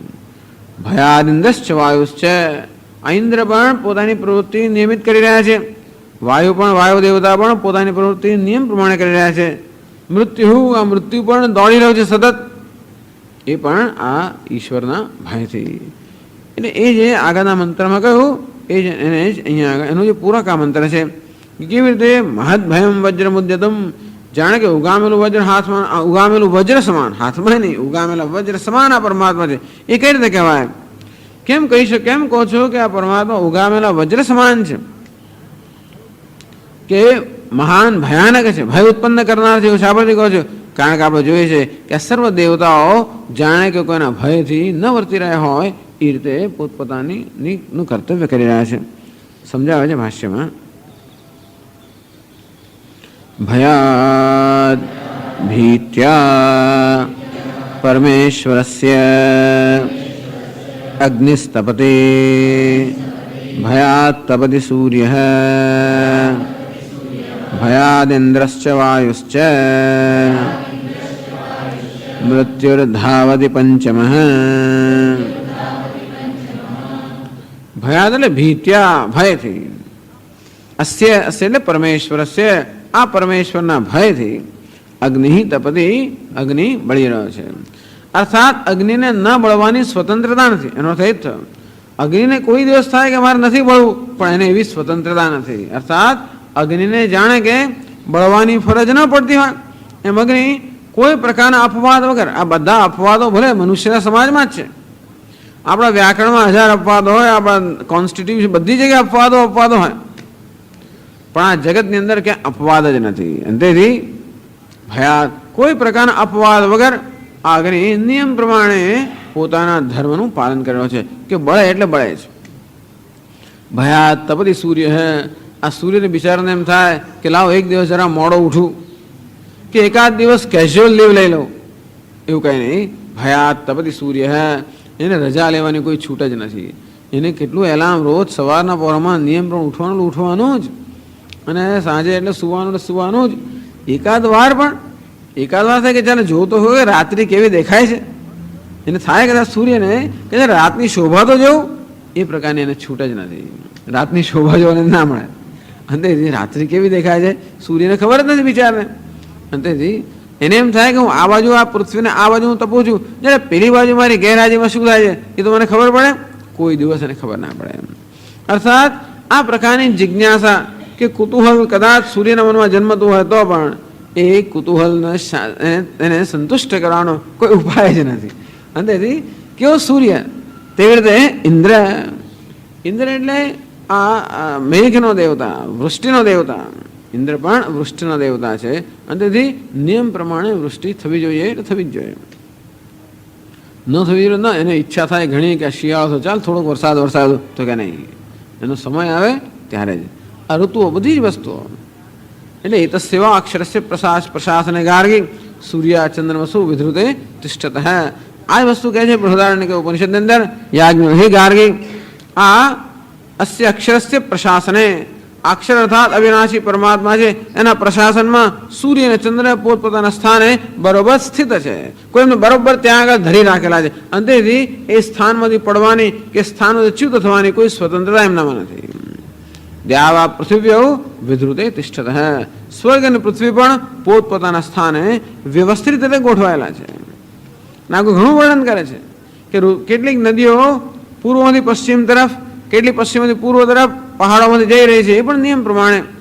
અને તે જ રીતે સમય, દિવસ અને રાત અને દિવસ અને વળી પાછું પક્ષ અને માસ અને ઋતુઓ અને અયન અને સંવત્સર, આ બધો કાળ પણ જે છે પણ નિયમ પ્રમાણે ગતિ કરી રહ્યો છે. જો વસંત ઋતુ થાય કે જરા પહેલા જતો રહું તો કે નહીં, શિયાળા થાય કે હું ના આવું આ વખતે તો કે નહીં. નિયમ પ્રમાણે ઋતુ આવવી જ જોઈએ. નિયમ પ્રમાણે ઉત્તરાયણ દક્ષિણાયન થવું જ જોઈએ. નિયમ પ્રમાણે સૂર્યને એમ કે આખો દાડો ઉત્તરમાં જવું છું, જરા ના જે ઉત્તરમાં એક વર્ષ હું દક્ષિણમાં જરા વધારે જઈને જોયા તો ખરો પેલું બાજુ કેવું છે તો કે નહીં. કે એક દાડો દક્ષિણમાં જરા વધારે ઉત્તરમાં જઈને જોવું તો ખરો ત્યાં કેવું છે નહીં. એની જે ગતિ છે નક્કી જ છે. ઉત્તરાયણ દક્ષિણાયન સંવત્સર આ બધી વસ્તુઓ નિયમ પ્રમાણે ચાલે છે. ક્યારે નદીઓ કે ક્યારે સમુદ્ર ક્યારે પોતાના સ્વભાવનું અતિક્રમણ કરતા નથી. નદીઓને એમ થાય કે ચાલો આખો દિવસ નીચે જાય કરું છું, એક દાડો ઉપર તો જવું નહીં. અંતેથી ક્યાં બધા જ એ જ કહે છે મૃત્યુ ધાવતી. મૃત્યુ એટલે કાળ ધાવતી દોડાદોડ કરી રહ્યો છે, કાળ સતત દોડી રહ્યો છે. પંચમ એટલે કે પાંચમો, એક તો અગ્નિ, સૂર્ય, ઇન્દ્ર, વાયુ અને પાંચમો મૃત્યુ, એ પણ ધાવતી સતત દોડી રહ્યો છે. કાને ક્ષણ માટેનો વિશ્રામ નથી. તો શંકરાચાર્ય સમજાવે છે આગળ, નહીં ઈશ્વરાણામ લોકપાલાનામ સમર્થાનામ સતામ નિયંતા ચેદ વજ્રોદ્યત કરવત ન સ્યાત સ્વામી ભયભીતાનામ ઇવ ભૃત્યાનામ નિયતા પ્રવૃત્તિ ઉપપદ્યતે. એ નહીં આગળ જવા, નહીં નિયતા પ્રવૃત્તિ ઉપપદ્યતે. આ નિયત પ્રવૃત્તિ શક્ય નહીં. એ કશાની સાથે લગાડવાનું? ઉપપદ્યતે ક્રિયાપદની સાથે હંમેશા નહીં ઉપપદ્યતે. નિયતા પ્રવૃત્તિ નહીં ઉપપદ્યતે. આ નિયત જે પ્રવૃત્તિ છે એ કોઈ રીતે શક્ય ન બને. ઉપપદ્યતે અર્થાત એ ઉપપત્તિને યુક્ત નથી, એ કોઈ રીતે તર્કસંગત નથી, અર્થાત એ શક્ય ન બન્યું હોત. કેમ ન બન્યું? ઈશ્વરાણામ લોકપાલાનામ સમર્થાનામ સતામ. આ બધા લોકપાલ છે. આ યમ ઇન્દ્ર આ બધા કોણ છે? લોકપાલ છે. લોકપાલ અર્થાત આ જગતનું પાલન કરનારા. અને એક ઈશ્વર આ દરેક જે દેવતાઓ છે એ દરેક દેવતાઓને પોતાના ક્ષેત્રમાં અધિકાર છે અને પોતાના ક્ષેત્રમાં શાસન કરવાનો અધિકાર છે. અંતેથી આ બધા દેવતાઓ પોતપોતાની રીતે શાસક છે, પોતે ઈશ્વર છે. ઈશ્વર અર્થાત શાસક. આમ કાળ જે છે એનું ક્ષેત્ર છે, એમાં શાસક છે. ઇન્દ્ર એના ક્ષેત્રમાં શાસક છે. જેમ કે સરકારના બધા અધિકારી હોય એ દરેક અધિકારીને પોતાના ક્ષેત્રમાં શાસન કરવાની સ્વતંત્રતા જેમ હોય, અંતે રીતે ઈશ્વર આ બધા સૂર્ય અને અગ્નિ અને વાયુ અને ઇન્દ્ર મૃત્યુ આ બધા દેવતાઓને પોતપોતાના અધિકાર પ્રમાણે નિયુક્ત કરેલા છે. અંતેથી એ દરેક પોતપોતાના ક્ષેત્રમાં શાસન કરે છે. ત્યાં કોઈ એમને પૂછનાર નથી. ઈશ્વરાણામ લોકપાલાનામ સમર્થાનામ સતામ. આ લોકપાલ છે, અત્યંત સમર્થ છે. અને છતાં પણ સ્વામી ભયભીતાનામ ભૃત્યાનામ, જેમ કે બધા નોકરો કોઈ માલિક હોય એ માલિકના ડરથી કામ કરતા હોય, અંતે રીતે આ જાણે કે અત્યંત આજ્ઞાંકિત થઈને કયાગ્રહ થઈને જાણે કે પેલા કોઈ સ્વામીની ભયભીત નોકરો ન હોય એ રીતે નિયતા પ્રવૃત્તિ નિયમ પ્રમાણે પ્રવૃત્તિ કરી રહ્યા છે એવું ન જ બની શક્યું હોત. અને કહેવાય છે અન્યથા અનુપત્તિ, અને તો અર્થાપત્તિ કહેવામાં આવે છે. અર્થાપત્તિ એટલે કે આમ ન હોત તો આમ ન થઈ શક્યું હોત, આમ છે માટે આમ હોવું જ જોઈએ. અર્થાત આ બધા લોકપાલ, આ બધા જ સમર્થ શાસકો નિયમ પ્રમાણે પ્રવૃત્તિ કરી રહ્યા છે એ તો જ હોઈ શકે જ્યારે એમનો કોઈ નિયંતા કે શાસક હોય. અર્થાત કોઈક શાસક ન હોત તો આ પ્રકારની નિયત પ્રવૃત્તિ ન હોત. જગતમાં સર્વત્ર નિયત પ્રવૃત્તિ છે એ જ બતાવે છે કે જગતનો કોઈ શાસક છે. અહીં તો ભય અને વજ્રોદ્યત કરમ, ઉગામેલા વજ્ર સમાન કે હાથમાં જાણે ઉગામેલું વજ્ર લઈને ભગવાન ઉભો, એવી કલ્પના છે. એવું નથી, એવું ના માનવું કે ઈશ્વરના ભયથી આ જગત ચાલી રહ્યું છે. ભયથી બહુ લાંબુ ના ચાલે. ભયમાં માણસ બહુ લાંબો સમય કામ ના કરી શકે, થોડો વખત કરી શકે, પછી કંઈક માર્ગ શોધે જ. કારણ કે માણસ ભયમાં રહી કેટલો વખત શકે? અંતેથી એને કંઈક તો માર્ગ શોધવો જ પડે. ભાગી જાય છે વડે, કંઈક બળવો પોકારે, કશુંક કરે. પણ આ તો અનાદિકાળથી આ બધા લોકો વ્યવસ્થિત કામ કરી રહ્યા છે. જો એમનામાં ખરેખર એમને એ ભયથી કામ કરતા હોત તો ક્યારેક કોઈક બળવો પોકારે હોત, ક્યારેક કોઈક આડોળું કરે. એવું કંઈક અંદર આખું મશીન ચાલતું હોય, એમાં ઘણી વાર બધા લોકો કરતા હોય છે. જો કંઈ વિરોધ કરવો હોય તો બધું બરોબર ચાલતું હોય, એમાં એવું કંઈક નાખી દીધું અંદર. અંગ્રેજીમાં કે મંકી રેન્ચ, મંકી એ એટલે પેલું પેલું શું કહેવાય, પાનું કે એવું કંઈ હોય, કશું નાખી દઉં મશીનમાં, બધું ખટખટ કરીને બંધ થઈ જાય. ટૂંકમાં નાનો માણસ પણ બહુ મોટી મુશ્કેલ ઊભી કરી શકે જો ભય હોય તો. એટલે ભયથી શાસન બહુ ના થઈ શકે. ભયથી અમુક મર્યાદા, ભયની પણ મર્યાદા છે. વધારે ભય અને ભય દેખાડ કરો તો નાનો માણસ પણ છે વડે એ બહુ મોટું કરવા માટે શક્તિમાન છે. સ્વામી દયાનંદજી મહારાજ કહે ને જેવી રીતે કે ભાઈ આખું મોટું મશીન ચાલતું હોય, એટલું એન્જિન ચાલતું હોય, પેલો પિસ્ટન આમ ભફ ભફ ચાલતો હોય, એને કે હું જ સૌથી અગત્યનો છું. બધામાં દાદાગીરી કરતો હોય, અને પેલો નાનો બિચારો નટ ને બોલ્ટ ને આટલો નાનો નટ હોય, એને એમ કહે અરે હું તો આટલો નાનો નટ છું. નટ એટલે એન્યુટી નટ, હું આવો છું. અને એને મને પોતાની કોઈ વિષાદ જ નથી. અને પેલો પિસ્ટન તો આમ મોટો આમ બધે ચલાવતો હોય એટલે આમ બહુ ગર્વ કરતો હોય. તો પેલો નટ કે હું પણ દેખાડી આપીશ તને એક દિવસ. કારણ કે એટલે નટ પોતાની જગ્યાએ ન ઉભો રહે, અને તારે ઊંધો ફરવા હોય ધીમે ધીમે ધીમે. આ તો નટને થાય કે પેલો ફરવા ગયેલા હું પણ ફરું, એમ કહે નીકળી ગયો તો છેવટે બધું જ છૂટું પડી જાય. એક નાનકડો નટ છે એ પણ અગત્યનો છે. આપણે નાના ત્યારે કવિતા આવતી છે ને કે રાજાનો ઘોડો હતો ને ઘોડાની કંઈ પેલી ખરી હતી ને એક એમાંથી એક કંઈક પેલો નીકળી ગયો ખીલો, એમાંથી રાજા આખું યુદ્ધ હારી ગયો. અને તે રીતે નાનામાં નાની વસ્તુમાં પણ એવી એ પ્રકારની શક્તિ છે કે મહાન મુશ્કેલ ઊભી કરે. કારણ કે અણુની અંદર પણ એટલી શક્તિ છે. અને જો ભયથી બધું ચાલતું હોત તો આ જગત લાંબુ ટકી શક્યું ન હોત. એ જ બતાવે છે કે ભય નથી, ખાલી ભયની એક પ્રક્રિયા બતાવે છે. ઉપનિષદમાં એક પ્રક્રિયા છે ભય. એટલા જ માટે કે જગતમાં ભયનું સામ્રાજ્ય વ્યાપેલું હોય છે, એટલા માટે લોકો ભયભીત છે. તમે જુઓ આ પશુ પક્ષીઓ તરફ નજર કરો, ખિસકોલી હોય, ચકલી હોય, કબૂતર હોય, બિલાડી હોય, કૂતરું હોય, કોઈ પણ આ પ્રાણીઓ તરફ નજર કરો. પાયેલા પ્રાણી સિવાય, પાયેલા પ્રાણીની વાત નથી કરતો, પણ જે ન પાયેલા હોય એ પ્રાણીઓ તરફ નજર કરજો, સતત ભય. એક ક્ષણ માટે પણ આ ચકલી આમ 2 મિનિટ ઠરીને એનું પેલું ચણ ખાયું બને જ નહીં. આમ ખાય આમ જોયે, આમ ખાય આમ જોયે, ઉડી જાય આવે. કોઈ દિવસ 2 મિનિટ પણ સ્થિર બેસે જ નહીં. ખિસકોલીઓએ પણ ચંચળતા કેમ છે? એમને ભય છે, ક્યાંકથી હુમલો થશે, ક્યાંક થશે. અંતેથી સતત એ પોતાની સલામતી માટે તકેદારી રાખતા જ હોય છે. આમ જગતમાં આ બધામાં પ્રાણી માત્રમાં ભય વ્યાપેલો જોઈને માત્ર ભયની પ્રક્રિયા જે બતાવવામાં આવે છે એ ભય અજ્ઞાન માત્રમાંથી જન્મેલો છે. ખરેખર જીવનમાં ભયને કોઈ કારણ ન હોવું છે, છતાં ભય એ અજ્ઞાનની ઉપર છે. અજ્ઞાન સર્વત્ર પ્રવર્તમાન છે, માટે ભય પ્રવર્તમાન છે. એ પરથી ઈશ્વરને જાણે કે ભયાનક કહેવા, મહદ ભયમ, મહાન ભયાનક છે. ભયાનામ ભયમ ભીષણમ ભીષણાનામ. સર્વ ભયનો પણ ભય, અર્થાત સર્વને ભય ઉત્પન્ન કરનાર અને ભીષણમાં પણ ભીષણ એ માણસની દ્રષ્ટિ છે. આ પોતે ભયભીત મનુષ્ય આ પ્રકારે ઈશ્વર તરફ દ્રષ્ટિ કરતો હોય. એટલે ઘણીવાર બીજા બધા ધર્મોની અંદર પણ, જેમ કે જુડાઇઝમની અંદર અમુક ધર્મોમાં ઈશ્વરને એવો જ શાસક હોય, ભયાનક હોય, હંમેશા બધાને સજા કરવા માટે તત્પર હોય, એવો ઈશ્વર ક્રોધી ઈશ્વર છે, એવી જાતનું નિરૂપણ કરવામાં આવે. એ લોકો હંમેશા ઈશ્વરથી ડરતા જ હોય. અને કોઈક રીતે ઈશ્વરને આમ લોકોને ડરાવીએ તો કદાચ કામ તમે લઈ શકો, એ પણ એક પ્રક્રિયા છે. અંતેથી લોકોને ડરમાં રાખવા હંમેશા, અંતેથી હંમેશા તમારું કામ કરાવી શકો. પણ બહુ લાંબુ નહીં ચાલતું. એટલે ખરેખર તો એવું નથી કે જગતમાં શાસન ભયથી થઈ રહ્યું છે, શાસન બહુ પ્રેમથી થઈ રહ્યું છે. એટલા માટે બધાએ ભગવાનના સ્વરૂપોની અંદર શ્રી કૃષ્ણનું સ્વરૂપ છે એ સર્વશ્રેષ્ઠ લોકોને ગમતું હોય, કારણ કે એમાં કોઈ પ્રકારનો ભય જ નથી. બધું રામચંદ્રજી પણ બહુ સારા ખરા, તો એ પેલું ધનુષ બાણ લઈને તો ફરે જ, ગમે ત્યાં જાય. હું તો કહું છું વાટિકામાં પ્રેમ કરવા તો ધનુષ બાણ તો ખરો જ, એ તો છોડે જ નહીં.